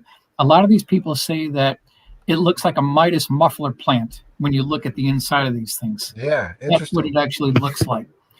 Now, on the very bottom, she said there were 2 additional transparent gondolas with these same 5'10", tight-fitting flight suit humanoid-looking beings. Now, on the upper part of these gondolas, she said that she could see these 24-inch by 24-inch highly polished reflective mirror devices that were in the shape of a cross. Now, standing below this craft was awe-inspiring, and she could look through these portholes from one side all the way through the craft to the other side. And she said, Stephen, that when she looked into these portholes, she saw what was termed as a crossbeam and girder construction with bulkheads and stringers, like a shipping yard. This thing looked like something that you would see on the East Coast when they're laying the keel of a battleship with all these bulkheads and stringers. That's exactly what it looked like. And she also said that this whole thing looked like it was fastened by rivets, Stephen. We've got rivets on this craft, according to the primary eyewitness. Now, here's an enlargement of the front end of it. And if you look at the left wall, you can see these pipes and cylinders and things that look like silencers, maybe some type of a cooling apparatus for a nuclear power plant with some type of a liquid nitrogen being employed. That's what she's describing here, according to what the eyewitness had stated. That's definitely an interesting looking craft and a little more unique among UFO reports because of its shape and its size as well, right? This would be something more like a mothership then because of the size of it. Do you think that each of those light portholes is one floor of this big craft and it's got multiple floors? It could have like 3 different floors, but the fact that the door is opening is interesting to me because that looks like a hangar bay to me. So it looks like something can fly out of that hangar bay. That's what that looks like. This is the original sketch from the article. You can see the door opening. You can see the tubes, pipes, and cylinders. You can see the bottom gondola there. But this is what was reported. And the whole fact that this thing had rivets on it, that checks out too, because we've got 12 separate cases of these rusty bridge rivets that are holding these craft together. It just doesn't sound alien. Yeah, I was just going to say it. I didn't know that aliens would use rivets, right? Because a lot of UFO reports of flying saucers are always like that there's no fasteners or rivets or discernible, Correct. human technology on the skins of the craft. But then there are reports of craft like this that they definitely have rivets. So maybe this would indicate this is some man-made thing. I think that this bears some resemblance to some stealth blimps that I've seen, but it's much more ornate. Yeah, it looks more advanced or more, I don't know, well put together with all these portholes and things like that. That's right. Okay, so USS FDR, November 1958, Guantanamo Bay, Cuba. Now, we should mention that this is not the first time that I was going to say that. Yeah, they've had multiple. Yep. This particular ship, the USS FDR, have had multiple UFO sightings and reports. Absolutely, and it was the first aircraft carrier to have nuclear weapons on power, board. Right? Oh, nuclear weapons on board. Nuclear weapons on board. Yep. Mm-hmm. So that might be one of the reasons why it had this historical precedence for these UFO encounters. All right, so here's the scene. It's around 9 p.m. at night, and there's chaos below decks. All these naval personnel are running up to get to the flight deck. Something's going on. I mean, chaos and screaming and yelling and people trying to climb ladders they have got to get to the flight deck immediately. So what are they seeing here? Well, here is the original sketch from Chester Grzinski. He was one of the personnel on board the ship who actually experienced this. And what they saw was this yellow light approaching the aircraft carrier. As it got closer, and this is late 1958, Guantanamo Bay, Cuba area, it wasn't just this yellow light. It was this 200-foot-long cigar-shaped craft that had these square cutout windows, and there were 24 naval personnel on the flight deck here that could see these humanoid-looking beings walking back and forth between these windows, Stephen. That's what they described. Now, they also said very freaky that you can see these lines coming off the cigar-shaped craft. Those are heat waves, and they could feel the heat off this craft onto their skin. So right now, it is a CE2, it's a CE3 case, just by definition of this alone. Now, we went ahead and did a rendering, and this is the enlargement, and you could see that one of these beings that was looking through this window of the cigar-shaped craft, he raised his hand above his head like he was waving to the personnel back on the flight deck of the aircraft carrier. So that's what I spoke to this gentleman. That's what he said. So this is his original sketch. So we went ahead and did a full color rendering, and we got to here. That's the full color rendering of what this craft perhaps might have looked like. And if you look in the window here, you can see this being waving back to the flight tech personnel below the craft. Now we want to take you a little bit closer here.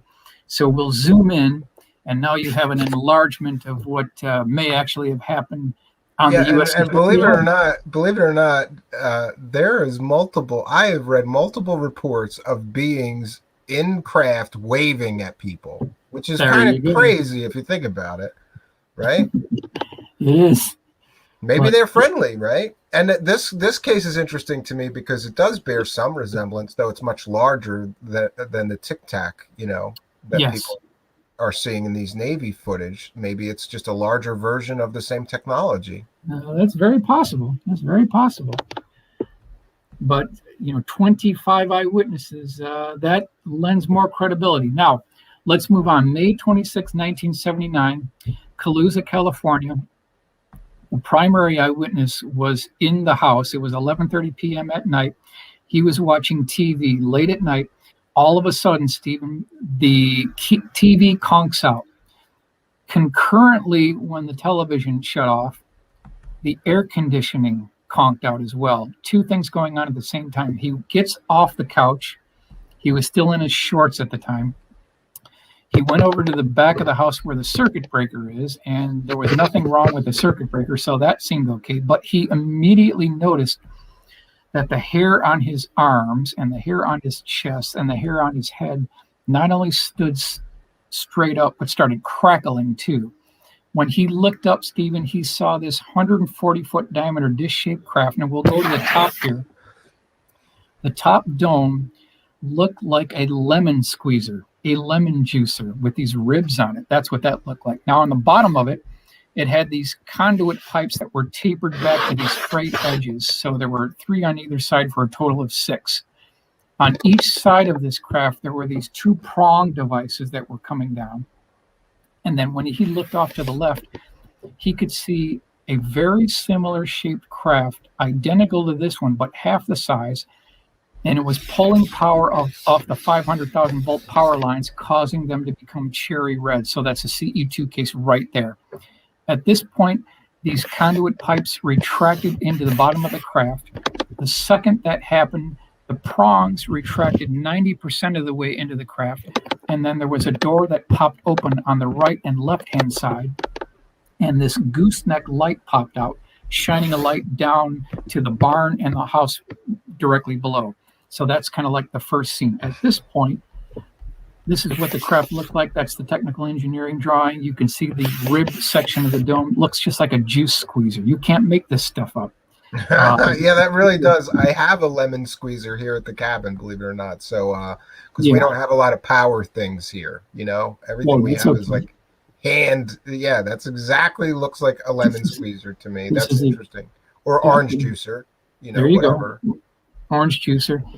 So what he ends up doing is he goes to the interior bedroom. He wakes up his wife. He wakes up his 2 kids. They go to the back room. They pull a blind back, and they can see that large craft flanked on either side by the 2 smaller craft, and they are pulling power off the 500,000 volt power line. So no doubt about it, it's a CE2 case. Now, according to the 12-page report on this case, the large craft in the center went from a dead standstill to approximately 27 nautical miles away to the rolling hills in the background of the scene, and then back again in less than 2 seconds, Stephen, with no sonic boom. Yeah, that's very, very interesting. Someone's got the technology to do this. V is asking a good question because I'm not sure. Didn't this one have multiple sightings across miles, this case? It very well could be. It very well could be. I mean, that's certainly a possibility. At this point, the father said, you know what, we're out of here. So what he ended up doing is he packed up his entire family. He loaded them into the pickup truck, and they go 90 miles an hour down the road. They're still in their pajamas at this point. The large craft that was pulling power that was in the background starts chasing them. It goes over the cab of the pickup truck, over to the left-hand side, then back over to the main cab, and then over to the right-hand side. This is all going 90 miles an hour. This is in the report. I'm not making this up. And they eventually, you can see. Just for the benefit of of everybody watching live or listening to the replay, Michael's got sources for all this, which is why Michael's work is so much more valuable than the fairy tale huckster UFO people who just make stuff up or have terrible sourcing. Michael gives you all the sourcing, so if you want to learn more about each case, you can. And it's it's like this book is like an introduction to 100 different rabbit holes that you can go down. It really is. So I didn't know if I love this book so much, and I did start reading about each individual case more in some of the cases so far. Yeah. So I don't know whether to thank you for such an amazing book or punch you in the face, because I've been going down some of these cases I wasn't familiar with, or at least I was only, vaguely familiar with them. But I was reminded and inspired by the drawings, like, wow, this is a cool case. Let's read more. And you give us all the sourcing so we can do that. Yep. You want to document the source so you can check it out and verify it on your own. So at this point, they pull up to the neighbor's house. They screech to a halt. They get out of the car. They slam on the door of the neighbors, and the 2 neighbors come out. So you have the original 4 witnesses plus the 2. So 6 people saw the end part of the large craft disappear. And that was, in a nutshell, the Calusa, California case. But this is a multiple eyewitness case, and it had CE2 effects. So Yeah, and it's interesting to me that in this case, they seem to be siphoning electricity out of the high voltage power lines. That's right. That's right. We see various examples of things like that. I've heard of cases where UFOs hovered over water and they are like taking water from the ocean. Or I'm pretty sure that I've heard other cases where they were taking power from power lines, which is kind of bizarre, but interesting. Yep. So it's something that we've heard on multiple different cases. Stigler, Oklahoma, 1961. 2 women are driving down this road. It was kind of deserted. All of a sudden, they see this white light approaching their vehicle. This was no white light. This was a circular shaped, dish-shaped craft that had a kind of an inverted dome that was lit up. And then, Stephen, the report states that it lifted the car about 16 inches off the ground, and it started making the speedometer go 110 miles an hour, but the car wasn't moving whatsoever. So this is another CE2 case, absolutely, because it had physical effects. And it also affected the power line nearby as well, back in 1961. So if it's true that they were researching in 55, they would have had 6 years to perfect a prototype technology. Interesting. Yeah. Here's the actual newspaper clipping article that talks about it within this report here. So we've got. And can I ask, where do you get these ancient newspaper articles? Because some of them are not digitized. You got to go to those old machines. What are those old machines called? They had them at the Philadelphia main branch. The microfiche machines. Microfilm machines. Yeah, you could go through microfilm machines for newspapers back to the 1800s at the Philadelphia main branch library. And I used to go do that looking for UFO stuff. Yep. And Bigfoot stuff. Sure. That's one way you can pull it. Yep. That's one way you can get it. Really briefly, we'll go over Jalen Hynek's classifications here. Close encounter classification. So close encounter of the first kind is a visual sighting, lights in the sky. Close encounter of the second kind is physical effects, landing trace marks, broken branches, car engine stalling. Close encounter is the third kind. That's when you meet them. Okay. So that's what we've got for the different classifications. So we've already covered CE2s and CE3s. The CE1s are already a done deal, so you've already got those. Now, here is one. Well, I could stop to ask you what you think of this, CE5, and people have invented CE4 and CE5. Do you think that there's valid reason to add on to the original? Well, it's a good point, but I prefer to stick to as close to the nuts and bolts that I can. Yeah, so you don't think you can meditate and meet aliens for $10 if you buy an app? I just Michael is very diplomatic too, and he's too kind. He's too kind. He is too kind. He doesn't want to tell you that you can't buy an app for $10 and talk to aliens. So I'll say it, and Michael can have his nice diplomatic. That's good. Okay. All right. So on this case, this was an example of one that was pulled from the QFOS archives. I don't think it was ever published. It was never seen. And as soon as I saw the gentleman's original sketch, I said, oh, we got to do this one, because he had everything in there. So it's December 26, 1972, Venezuela. And the primary eyewitnesses was the father, the wife, and their young daughter. They're on the top of their 14th floor apartment complex, and they're looking off to the right when they usually could anticipate this airliner coming in for a landing at the local airport. So they look off to the right, and they're seeing this orange glow, and they're thinking, oh boy, what's going on here? Is this like an engine missile on fire? The guy actually thought that the airliner was on fire, and he was making some kind of an emergency landing. Well, as this craft got closer, this was no aircraft on fire. This was an elliptical shaped craft that had a very strange you could call it a dual inverted globe section with a continuous spark gap going in between these electrodes. Now, on the back 1/3 of both the left, right, and rear of this craft were these quote unquote cast iron exhaust ports that had these violet colored lasagna noodle flames coming out of them, Stephen. That's the best way to describe this thing. There's really no other way to describe it. They were like violet colored. They were not flames, but he said that they were like an electrical discharge. So here's the technical engineering drawing I came up with that shows you what the craft looked like. You can see the direction of flight. Here's this electrical arc detail with these half hemispherical domes. And then on the center bottom, I've got the exhaust port detail that look like these twin, you could say them twin cast iron exhaust ports, and then the cross-section side view of this electrical lasagna noodle discharge. Now, wait, say that again. Electrical lasagna noodle discharge, because that's not a term that I'm familiar with. Is that a real technical term, or did you just wait? It came with a good description. Yeah, how else to describe this? This is very strange thing to describe. Yeah, it's very strange. The primary eyewitness said that when he saw the flames coming out of this, because he asked his daughter to go next door to the neighbor who had a pair of binoculars, and she did that.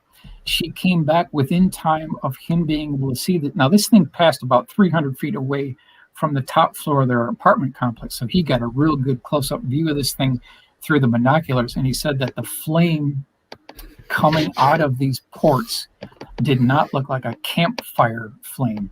It looked like an electrical discharge that had this S-shaped lasagna noodle wave to it.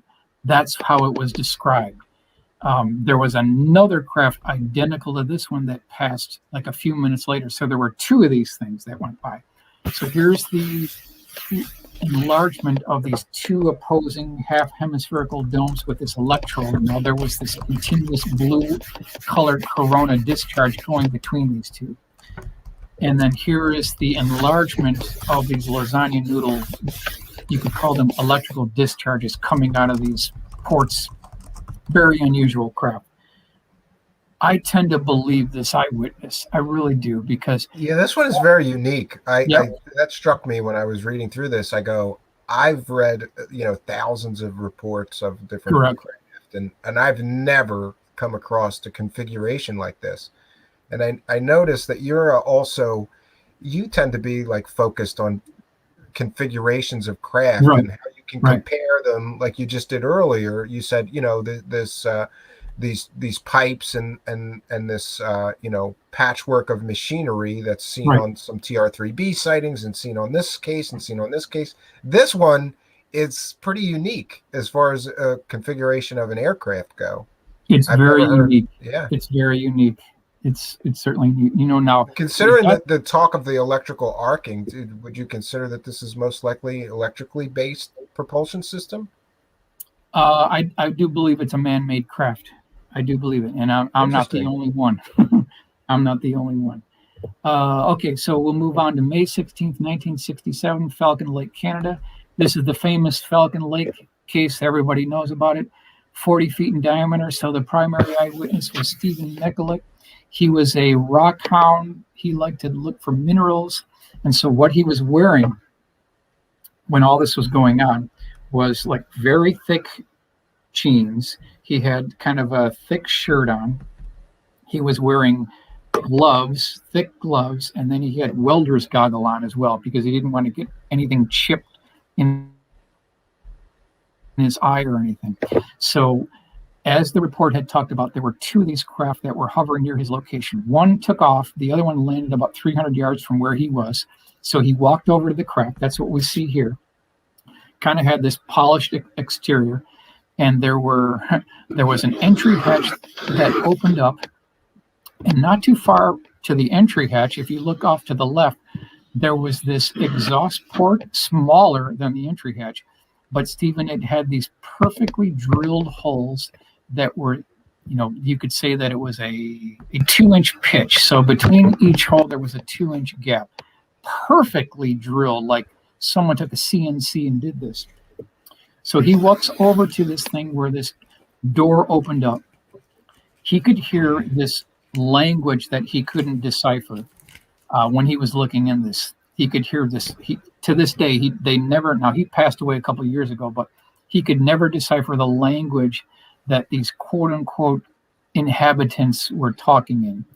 And if you look off to the left here, you can see this 2x3 hatch. That's what you can see here.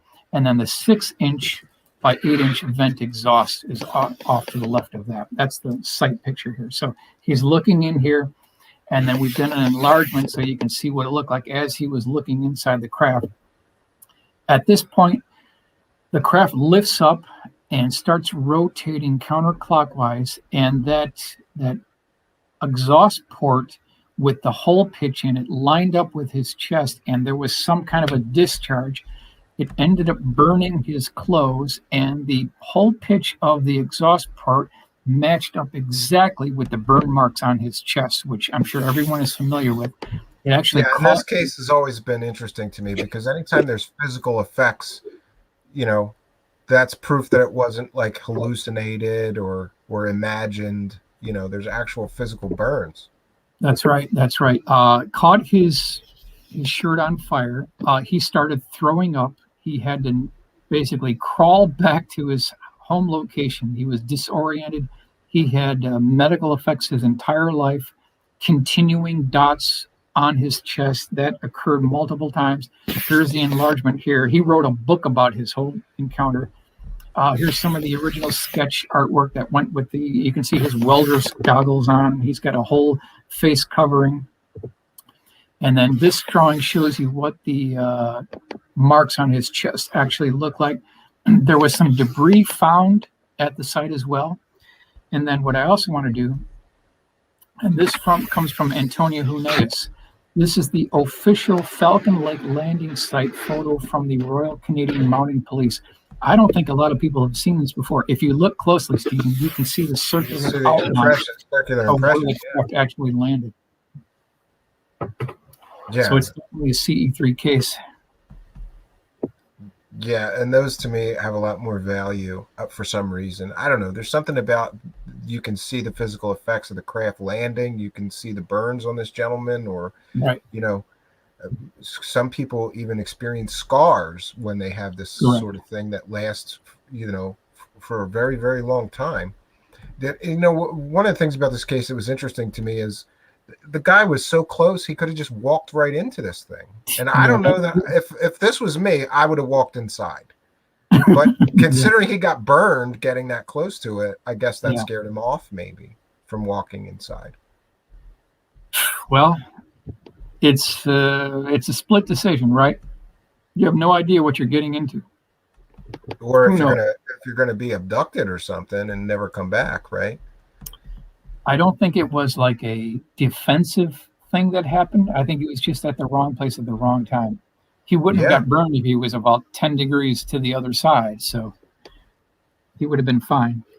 But it still goes down as one of these classic historical cases. Now, here's the actual newspaper clipping from the Edmonton Journal, May 24th, 1967. Foul smell persists. UFO sighter suffers chest burn. So again, it's a CE2 case because it has physical effects. No doubt.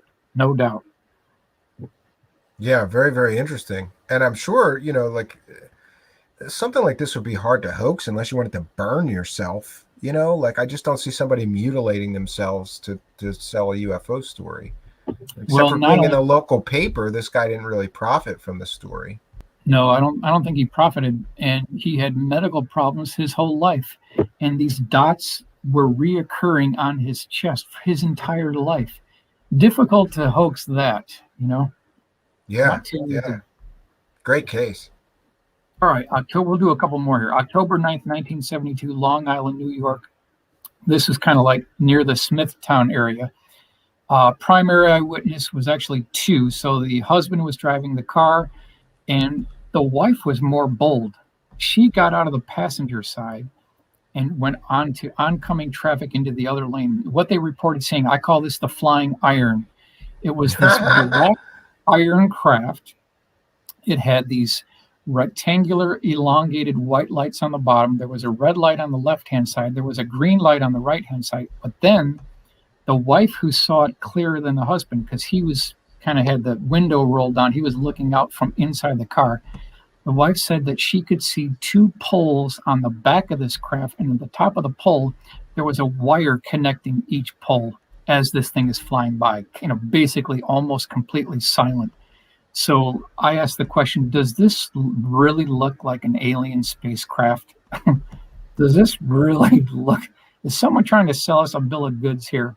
This one actually bears some resemblance to like the X-37B, but that wouldn't be floating over a road, Well, it's just interesting that it bears a lot of components to these high voltage electrical things that you see on lifters, different experiments that people who are in the community talk about, very similar components. Here's the actual UFO investigator report, February 1973. They go into this case in great detail. So, and plus we've got the original sketches from the primary eyewitness. It's a very good case. Here's your original sketch, and you can see her call outs here. Red light, green light, tall antennas. You can see the cable connecting the two poles at the top. That's interesting. That's a little crazy. I've never seen that before on a flying saucer or UFO report. Why would there be two poles with wires? That's right. That's right. Okay, so let's go over a couple of these historical cases. Now, these are the Otto Binder reports. These were part of something called Our Space Age, which was a weekly column published between 1965 and 1969. And people from all around the world would write into Otto Binder.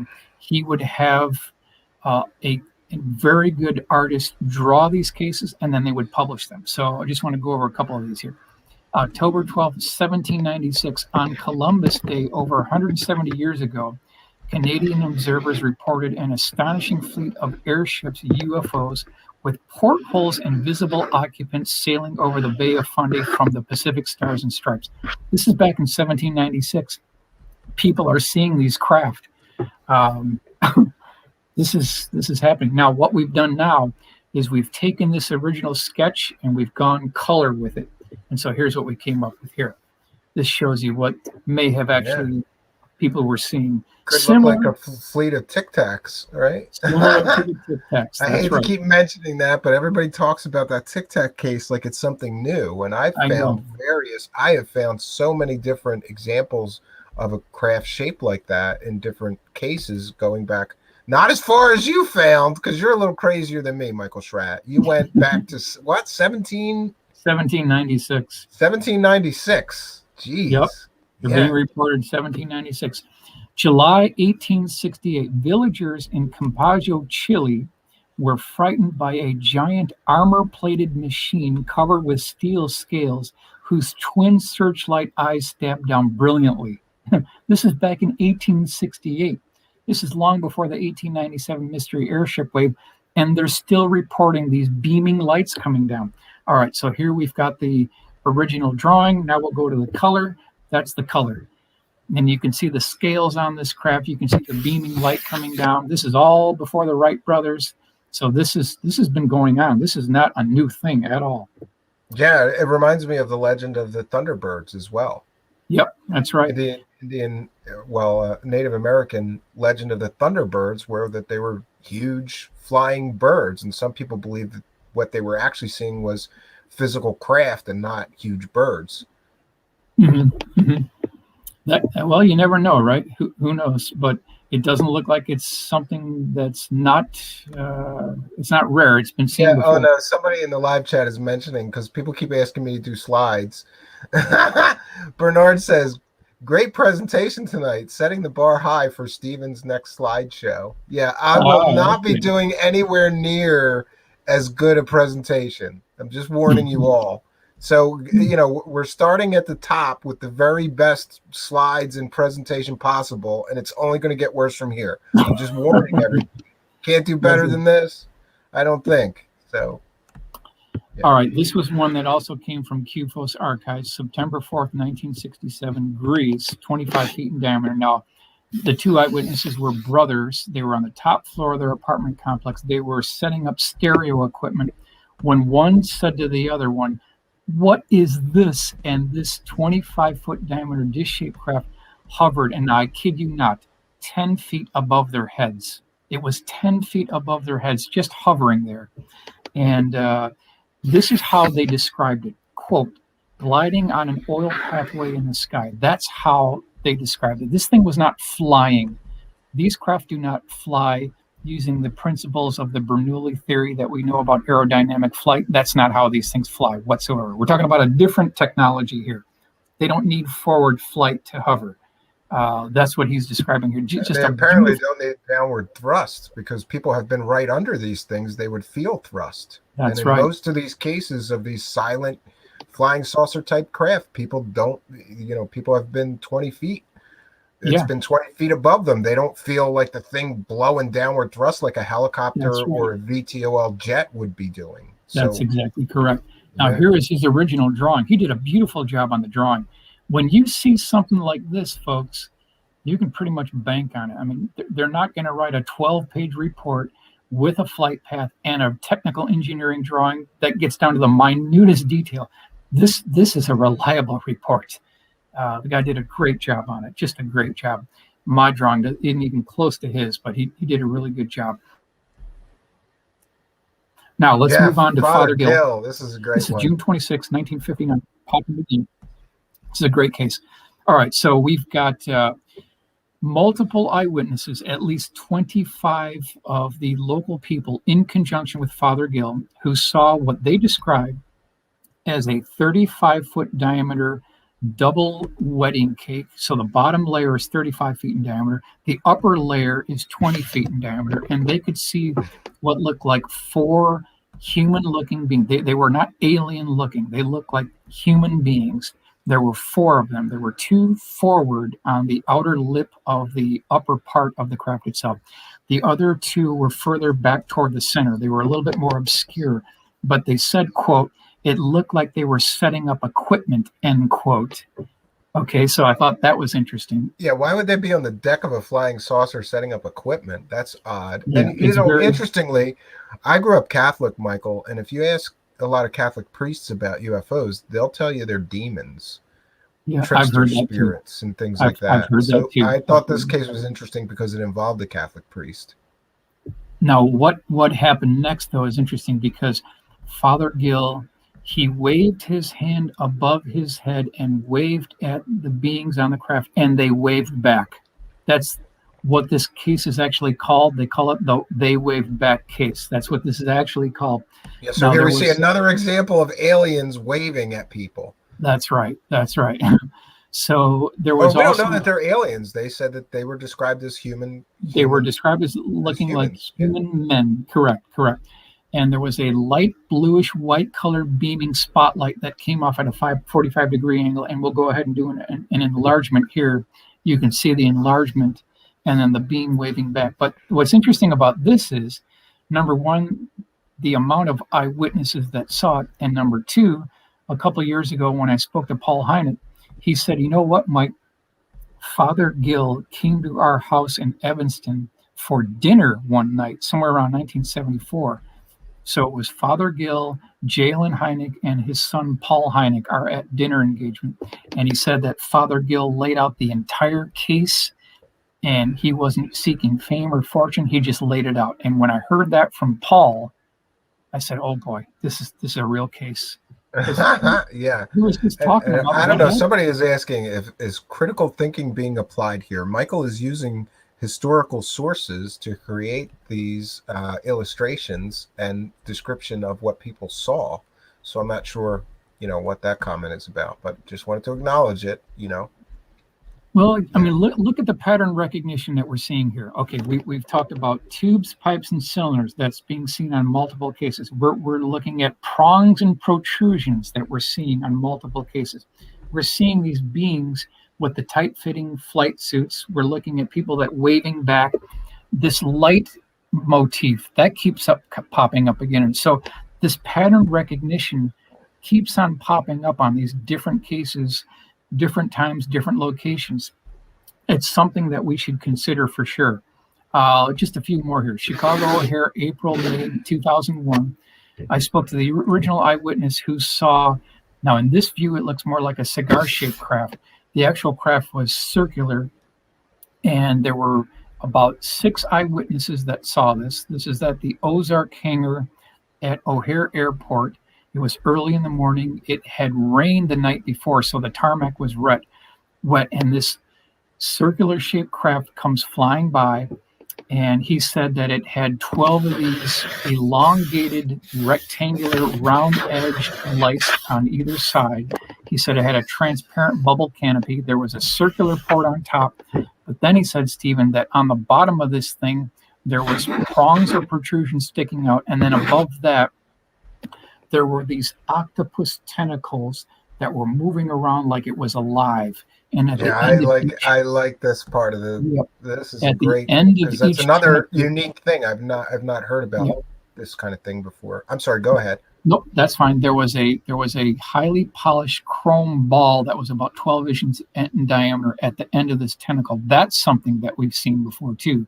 All these prongs and protrusions with these balls at the end of them. Here is the original sketch by the eyewitness. This is the first pass sketch. I have his second sketch, which we've reproduced here. This is pretty much almost exactly what the craft looked like it was flying by. Now, what's interesting is when this craft flew by the Ozark hangar, it also flew by an active runway. And 10 seconds after it passed an active runway at O'Hare Airport back in 2001, there was this rumbling, low-frequency roaring noise on the other side of the airport. It was a 747 on takeoff roll. It had almost had a midair collision with this craft. If this craft would have passed a little bit later, there might have been a midair collision. Hundreds of people could have been killed. So, but this thing knew what it was doing.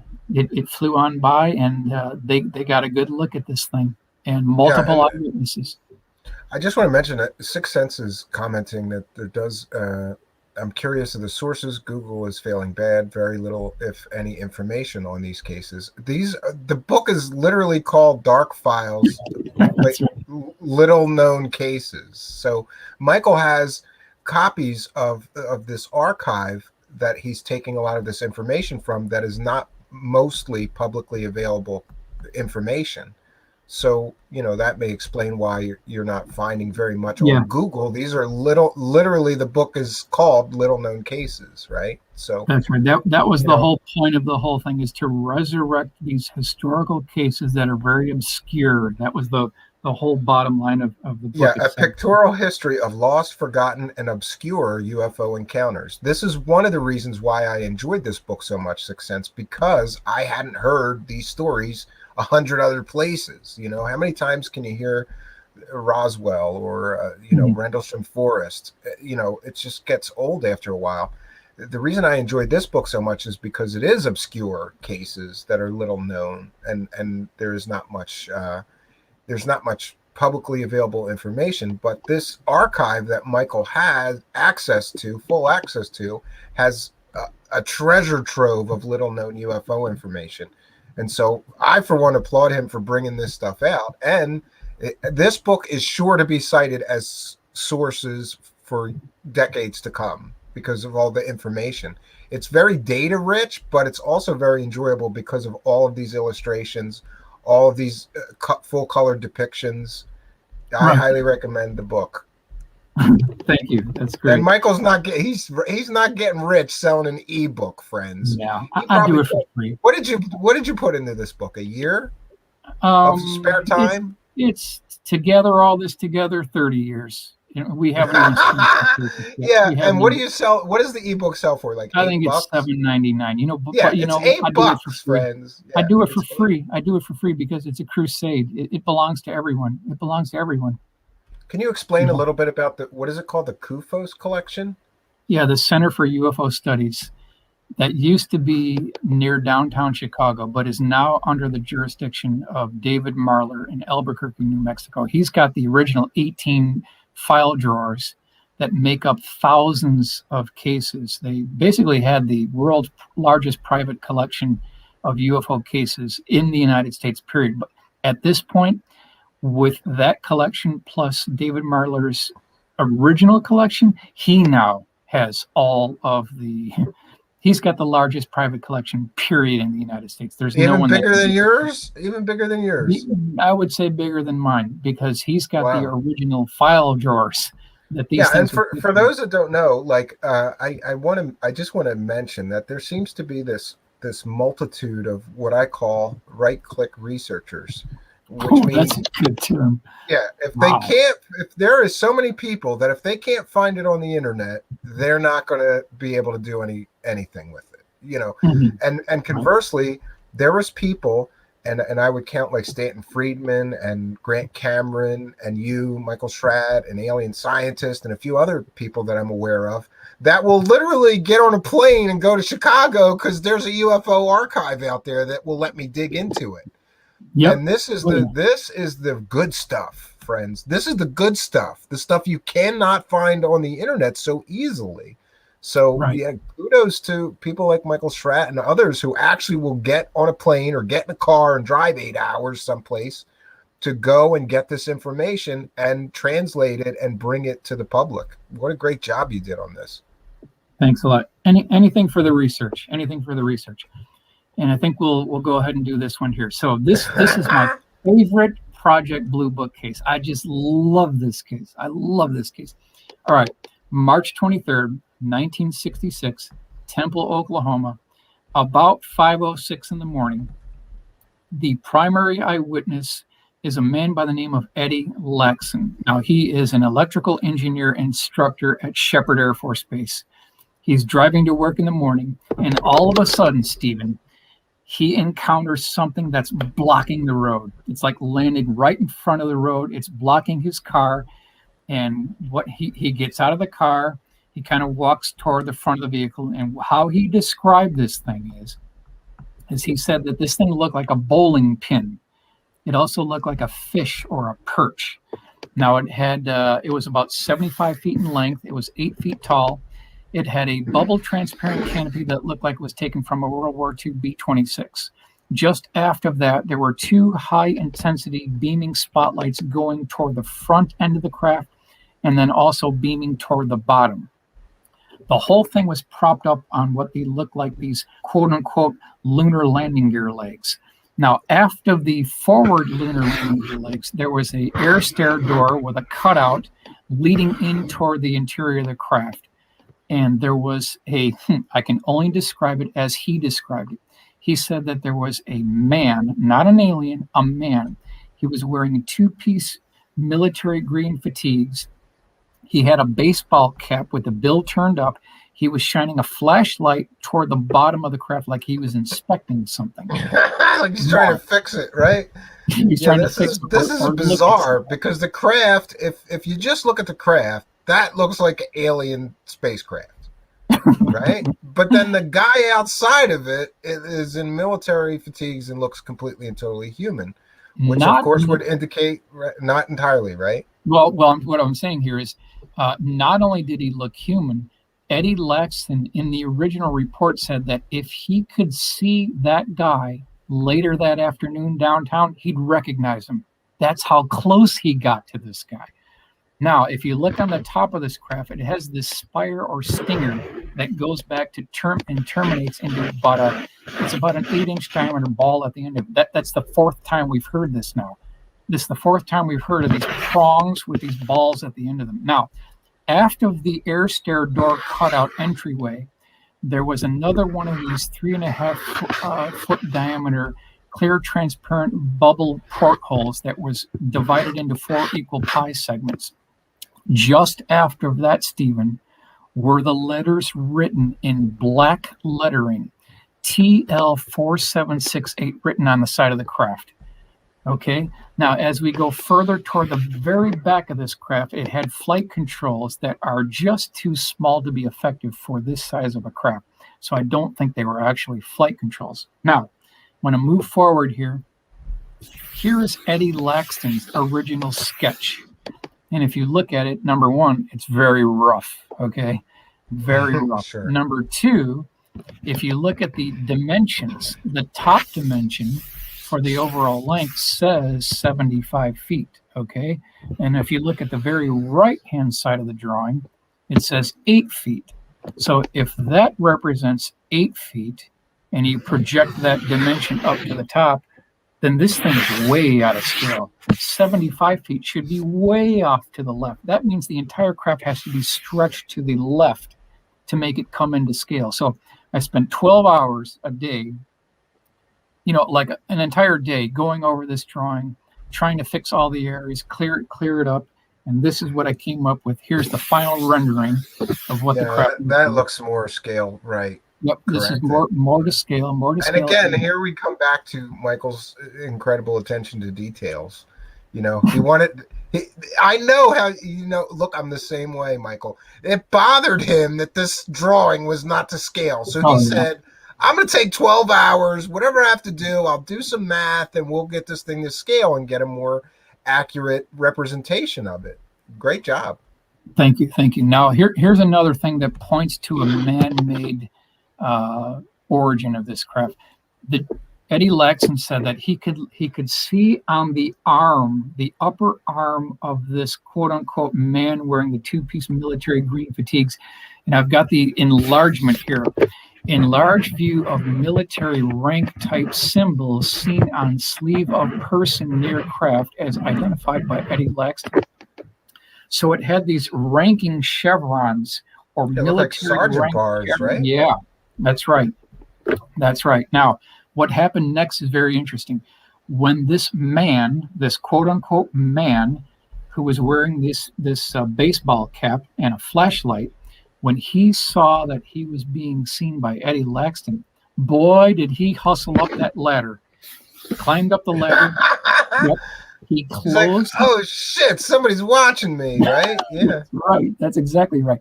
So he closes the door, and then, Stephen, in the report. Now, this is not me talking. This is the actual Air Force Project Blue Book report. You can go to the National Archives in Washington, D.C. Yeah, you can read this report. Yeah. You can pull this case yourself. It's a Project Blue Book case. This is official government report here. He said that when he closed the door, there was this high-pitched drilling noise, okay? Like someone is engaging a Wimshurst generator or powering something up. High-pitched drilling noise. Then this whole thing lifted off the ground. It hovered there for about 30 seconds and then shot away like a spark on a grinding wheel and made no sonic boom. This is back in 1966. And I will add, a truck driver saw it as well. So it wasn't just a single eyewitness case. Yeah, it's interesting because it looks like it has some sort of tails. You mentioned the control surface, but it's tiny at the back of the craft. And that wouldn't be enough to affect it unless it used some sort of weird propulsion system. And, that was just needed for little adjustments or something, right? So if you follow the logic and you follow the timelines and you look at the newspaper clippings that talk about a breakthrough being made in October 1954, they had a good solid 10, 11 years to work out a prototype. And here we have a man. He's wearing a baseball cap. Yeah, unless aliens are baseball fans, I don't think this was aliens. Yeah, there's a high-pitched drilling noise, and if you look at this spire that goes on the top of this craft with the ball end of it, what does that remind you of? Here's the actual index card of this case. If you go back to this drawing, this is exactly what the downtown San Francisco trolley cars used to use when they made contact with the electrical cables above them. This is high voltage electrical charge we're talking about here. Ladies and gentlemen, I would virtually bet everything I've got that this is a man-made craft. This is not an alien spacecraft.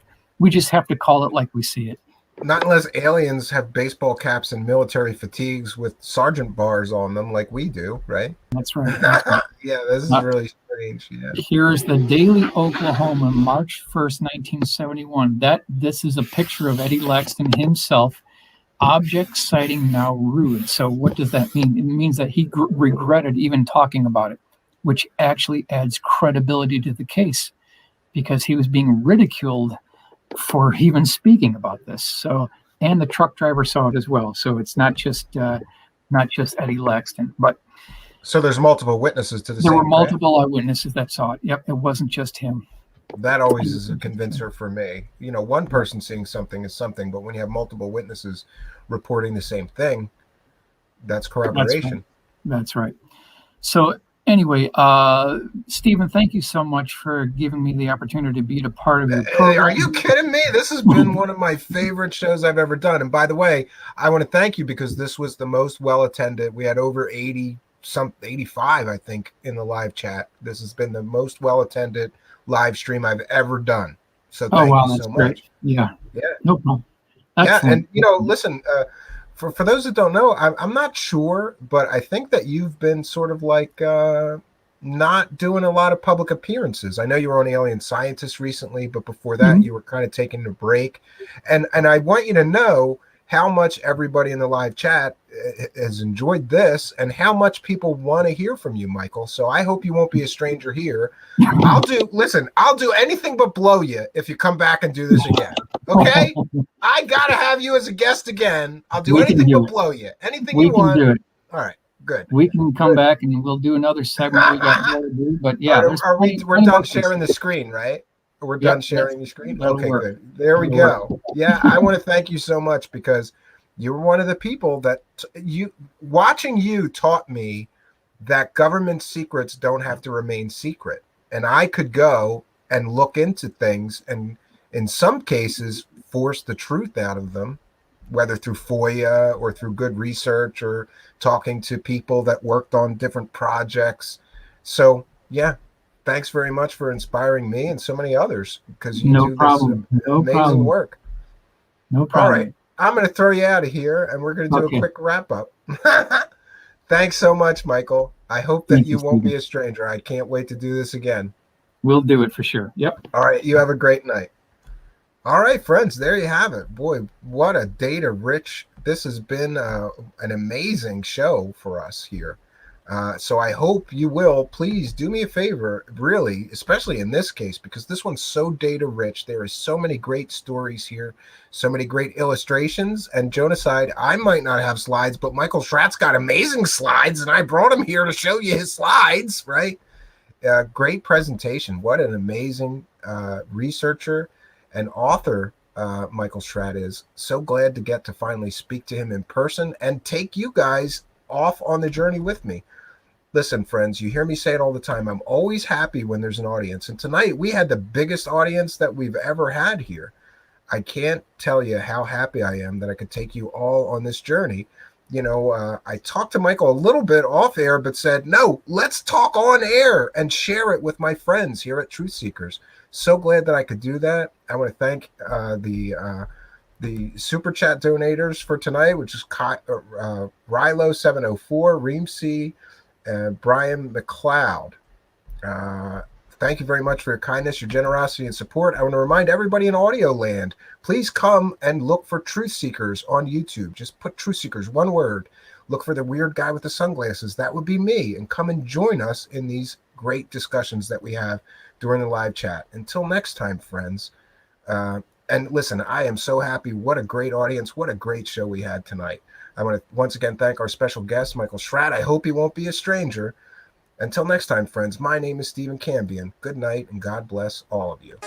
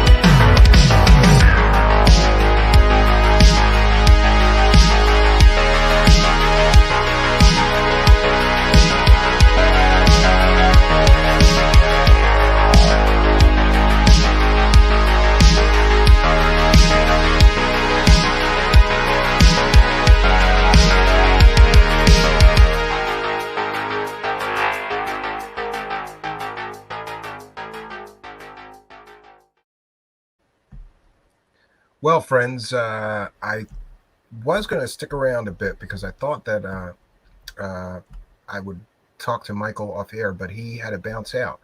And I noticed that we had a super chat, and I don't want to end the stream without acknowledging that. So, Rogue Status with a kind and generous $5 donation who says, "This show sucks much less." Yeah, absolutely. So listen, I've got a little bit more time. I'm not doing very much tonight. I start my nightmare this weekend, though, this is the last weekend I'm here without my wife and children. I have to clean this entire place. But I've got some time tonight. I'm not going to start on that until tomorrow morning. So, Rogue Status, thank you for your kindness, your generosity, and your support. Every dollar here goes into helping make the show better. It goes into helping, continue to move this ball forward. We use the money to pay for StreamYard or the software we use here, or also to pay for the distribution through our audio podcast network with Spreaker. We're now in like 412 or I don't know how many. I've lost track of different audio distribution platforms. And so we use the money to keep moving the ball forward here to increase our reach, to get me a bigger bullhorn. Tonight was amazing as far as attendance goes. This was a really great show. And I honestly, I learned a lesson because I used to do things. I used to do these things like if I was going to have a guest, especially a known guest like Michael Schratt or alien scientist or somebody, I would make nice graphics and I would let people know on Twitter days in advance. I would tweet it out 5 times or 6, 8 times before the appearance, in the week leading up to it. And I haven't really been doing that. So I learned a lesson because I just started doing that for Michael Schratt's appearance yesterday. And I think it had a huge effect. A lot more people were sending me messages. And, I think it's important too that Michael know, how much people really want to hear from him. So thanks, Rogue Status, for your generosity and your continued support. There is a money button down there. If you like shows like this and you want to see this good quality content continue here, throw a couple bucks in the hat. Failing that, the best other way to help us is to please like, comment, subscribe, and share these videos. Share the links with your friends and share our channel link on your social media. Tell people to come and subscribe. We're having a good time here in the live chat. Always a good discussion. All are welcome. We have believers here. We have skeptics. We have skeptical believers. We have, true believers. All are welcome here to take part in the discussion. Yes. And Genocide is still busting my balls about slides. I'll have some slides, but now you guys are spoiled because we get this incredible quality level professional presentation from Michael Schratt, and now I'm going to look like a 2-year-old with crayons trying to compete with him. Okay, but I'll do some slides for you, Genocide. I will. And Bernard Conkin mentions that it has slides. You guys are crazy with the slides. I'm going to have to learn all about slides, right? Renee, I'm a computer science guy. I think I can handle slides, but I don't own PowerPoint. That has been the problem. I'm trying to do it with Google Slideshow or whatever the Google. There's a free Google slide thing, right? And it's not going real well. Otherwise, I would have had them already, right? Genocide.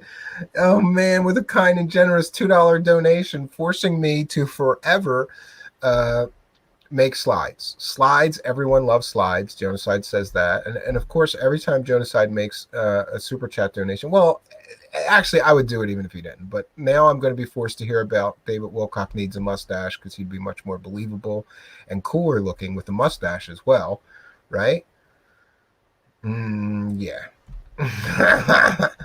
My kids did animation. No, my kids are 4 and 9. Neither of them are doing animations, right? Andrew Whitley says Truthseekers was a good show, but we need slides, though. You guys are killing me. You know what? I'm going to dig deep, Andrew Whitley. I'm going to dig deep, and I'm going to do slides. I'm going to dig super deep, and I'm going to learn to do slides, right? Yeah, Bernard Conkin mentioning, how am I supposed to compete with Michael's slides when I do my alchemy presentation? So not fair. Yeah. Oh, the drawings for my comedy. Yeah, I'm gonna make slides of cartoon drawings of like crayon drawings, Renee. That's not gonna look good after somebody like Michael just came here with these amazing, crazy, amazing. Yeah, it's called Google Slides. Crazy, amazing illustrations, right? Yeah, and I have to say, like, uh, Michael Schratt is really who got me into the rabbit hole of black budget projects. And I got to tell you, if you think UFOs is interesting, go start digging into all the projects that the United States government is working on with the black budget money. These things called USAPs, unacknowledged special access projects. Even the senators don't know what they're building out there in the desert. And I want to know. Don't you? We're going to get into it, friends. We couldn't, I couldn't keep Michael here for 9 hours, so I thought it'd be best if we have him talk about these obscure UFO cases. And this book, I'm telling you, I love this book. It's $8, really. Give him the benefit of the $8 doubt. It's really worth it. Genocide said, "Great show, seriously." Thank you. I appreciate it. Yeah, Michael Schratt was on my original list. When I started my last show, the audio podcast, the Midnight Hour, I had a list of 50 guys in UFOs that I wanted to talk to, and I got to tell you that I got to most of them, but Michael Schratt was one of them. That he was busy. Nobody knew who the hell I was too, and when I started the Midnight Hour show, like 6 people would listen to me, so guests would look at go, I don't think so. I don't think I want to give you 2 hours if only 10 people are going to listen to your show or whatever. Or maybe Michael was just busy at that point, but I didn't get to him for the Midnight Hour show. When I started Truthseekers, I made a new list. Here's the UFO guys. Here's the guys, all these guests, not just UFO guys, but different people that I wanted to have as guests. And Michael was literally at the top of that list. And luckily, I got to talk to him a little bit when I was doing research into the Bob Lazar case, because um, he had these letters from the guy who was at Testers, who designed the model with Bob Lazar, and I thought he could give me some insight. He was very kind and helped me. You know, you can tell that about him. This guy loves to dig in to research, right? And the level, like I said, the level of detail, right? Yeah, 6 cents. PowerPoint is currently $139 on Microsoft site. I refuse to pay that much for it, 6 cents. I will find a Linux equivalent or another alternative. I'm not going to pay Microsoft $145 because their software is garbage. Their operating system is garbage, and the software they make is garbage too. Um, don't trust Microsoft. I'm having a real tough time. For some reason, StreamYard, all of my graphics files, like the backgrounds, all of the video bumpers and everything wasn't showing, or was showing up like, you know, like something got trunciated. So I couldn't use Chrome tonight. I'm forced to use this stupid Windows because StreamYard sometimes doesn't like Linux's sound. There's something weird with sound sources in Linux that StreamYard doesn't like, which causes me to have a lot of microphones don't work in StreamYard, but they work everywhere else in Linux. So I'm working on the issues, and we'll have it. A lot of people commenting what a good show this was. Thank you all very much. Yeah. Uh, yeah, Bernard Conkin, I will share when I do find one. So I just wanted to really pop back here and give some time to the live chat. I already gave my sign off, so it feels weird to keep continuing here. But I want to thank everybody, definitely thank everybody for coming. This has been one of my favorite interviews that I've ever done. Recently, I got to tell you that things are really looking better for our show. Like, we're able to get guests of that quality, like Michael Schratt. And that tells me that things are improving here. And I couldn't help it, but I did post on Twitter. Some people recently have tried to damage my reputation or turn people away from our show. And it really backfired because just more people wanted to check us out and see what was the controversy. What are people talking about? So I say, if you want to talk smack on me, keep talking, because it only helped. It helped us get a bigger audience, really. And isn't that funny? I guess people intended me harm, but really helped me because they kept talking and talking and talking about me so much that many people that have never seen our show came and checked us out and decided they liked us, and some of them are staying or continuing to come every show, that is a great thing. Yeah. So I don't know what else to say here, friends. I just didn't want to end the stream without and oh, Renee says 65 likes. Awesome. Yes, please do smash that like button. And also, I noticed something on Google Analytics. A lot of people say, "Oh, I never get a notification from YouTube when your show's on." But it seems like there's only like, I think it's something like 250 people have hit the notification bell. So certainly if we've got, 16 or 1700 subscribers, it's only sending the notification if you hit the notification bell, right? So hit that notification bell and then you'll get a notice that we're going live for a live show every time we do. The other best way to know when we're doing a show is to just follow me on Twitter. It's at Stephen Cambion on Twitter. My name right there, one word, at Stephen Cambion on Twitter. Follow me on Twitter. I announce each show sometime before we do them. I'm trying to improve on that. But generally, we're doing Sunday through Thursday, 9 p.m. Eastern Standard Time. Though I am thinking of changing that because there's an awful lot of shows at 10 p.m. And I can see sometimes the drop off. In other words, the show starts at 9.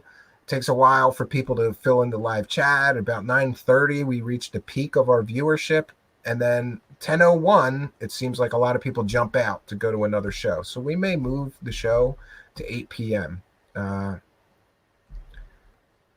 Wow, I thought I did fix it. Maybe I'm copying and pasting from the wrong one. I did fix it in one of them, Sixth Sense. Sixth Sense is reminding me I need to fix my PayPal link. Yes, and I want to take a moment to thank everybody who supports us.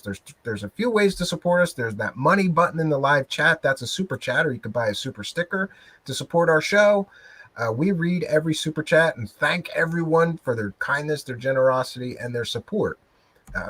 Or you can sign up on Patreon, where we do a monthly backstage pass and journal, and I post pictures of things, and you get sort of a preview on Patreon for as little as $1 a month. The other thing is the other way you can support us is by making a PayPal donation, and the link is supposed to be in the about. It is in the about section. If you go to the about section of our channel here, Truthseekers on YouTube, and click the about button, you'll see donate by PayPal, donate by Patreon. Yeah, I would appreciate. We very much appreciate your support. Yes, and people are. AJ is saying. Get MS to do a follow-up show focusing on Australian events. We're hoping to have Victor Colliero on pretty soon, who is Australian, and we can also maybe have Daniel from The Context. We haven't heard from him in a while and would like to catch up with him and on what he's working on, what he's up to. Yeah, Renee mentioning that a few people asked about Australia UFOs. Yeah, absolutely. I'm down for that because I don't know very much about Australian UFO cases except for the few most well known, right? And yes, Sixth Sense, I will fix that. I did fix it, and then I think what happened is that I am now copying and pasting from the pre-fixed version of it. So I will work on that, Sixth Sense. And yes, you should always let me know about that. I'm a bad show host. I got to get better at doing a lot of this stuff. Wearing a lot of hats here. Definitely wearing a lot of hats here. So I was mentioning the ways to support us financially. There's those 3 ways to support us. You can make a PayPal donation. You can support us on Patreon for as little as $1 a month and get the Patreon benefits. And by the way, I just want to mention, I know it's a rough time. So if you really like the show, just send me an email at truthseekershow@gmail.com and just say, hey, I'd like the PayPal, or excuse me, hey, I'd like the Patreon benefits. I'm having a tough time right now, or something like that. Don't give me any details. I don't need to know, the details. But if you really like the show and you support the show, I'd be happy to we have a list of people that are in reduced circumstances or whatever's going on. Maybe you don't have a PayPal account to sign up for Patreon or whatever. I'd much rather give the stuff away for free to people who really want it than for people to not get it. Right? So you can always do that as well. And the other best way to support us is to like, comment, and share. Send these videos to some friends, right? That really does help because people are finding us more and more. And most of it is word of mouth. Most of it is people sending their friends here, going, "You got to go watch this show if you like this stuff. You would enjoy this, right?" Uh, definitely, definitely helps, and it definitely helps with the search algorithms too.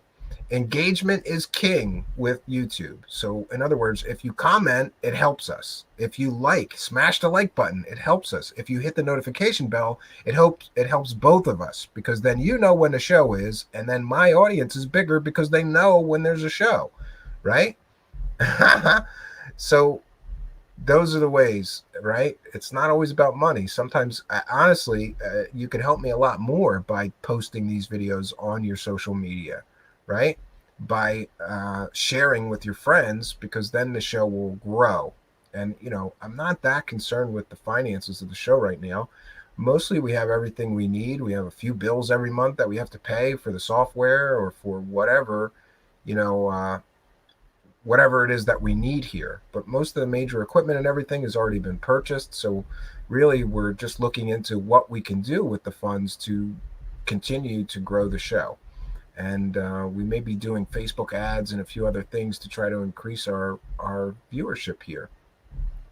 And I definitely want to take a moment to thank all the super chat donators, the PayPal donators, and the Patreon people, because this is a viewer supported show and you're helping to make all this possible. You're helping me to basically buy time to do more of this. And I can't tell you, I have such an attitude of gratitude about everybody that has been so kind and generous to support our show. It really means a lot to me. First of all, it means a lot to me that anybody's listening. We're having a niche subject here. We're a subculture here, right? Uh, but I really feel blessed by all the people that have really thrown some money in the hat and said, "Good work, keep it up," right? And I've had this weird deja vu feeling today because 4 or 5 people told me something like, uh, "Your voice is very needed. Keep doing what you're doing," and that makes me feel great as well, right? How can it not? So, yeah, that's where we're at. And I do want to remind everybody listening in audio podcast land, I'm going to remind you once again, come over to YouTube, search for Truth Seekers on YouTube. Just put Truth Seekers in the YouTube search bar, look for the guy with the sunglasses, click that subscribe button because that really does help us. Uh, we want to grow the YouTube channel. This is the main hub, is the YouTube channel. It is the root of Truth Seekers, and everything comes from there. Rilo74 says, "I'll try to be more active in chat. You guys are awesome." Yeah, you'll always have a good time here. We have a nice bunch of people. Uh, you know, uh, it definitely is a good crowd of people, and we have a great audience here. We all get together. We discuss these cases and these strange, mysterious things. We all have similar interests, and it works out really, really well. Um, and you are most welcome, especially if you're listening in audio podcast land. You're missing half of the show, which is the interactive part. You hear me. I'm interacting live with the live chat. We read lots of comments. We take questions from the audience, and you too can be a part of that. Yes, and chat interactions also do count in analytics. They count every chat message that goes in the live chat. So that even coming here and participating in the live chat and writing a few messages in really, really does help. So listen, I want to thank our guest tonight, the one, the only incredible researcher, author, and lecturer, Michael Schratt. I want to thank you all for coming here and spending some time with me. Because honestly, I had a really good time tonight. And I got to admit that sometimes doing the show, I don't feel like doing it. I'm not really feeling it that night. Tonight, I was feeling it. I had a great time talking to a great guest, and I got to have more of that in my life so that it doesn't feel like work. It feels like this is tonight I did exactly what I wanted to do with my night. And I got to take you guys along with me. thanks so much for coming here and being in the audience. I'm going to say it again. Until next time, friends, my name is Stephen Cambion. Good night, and God bless all of you.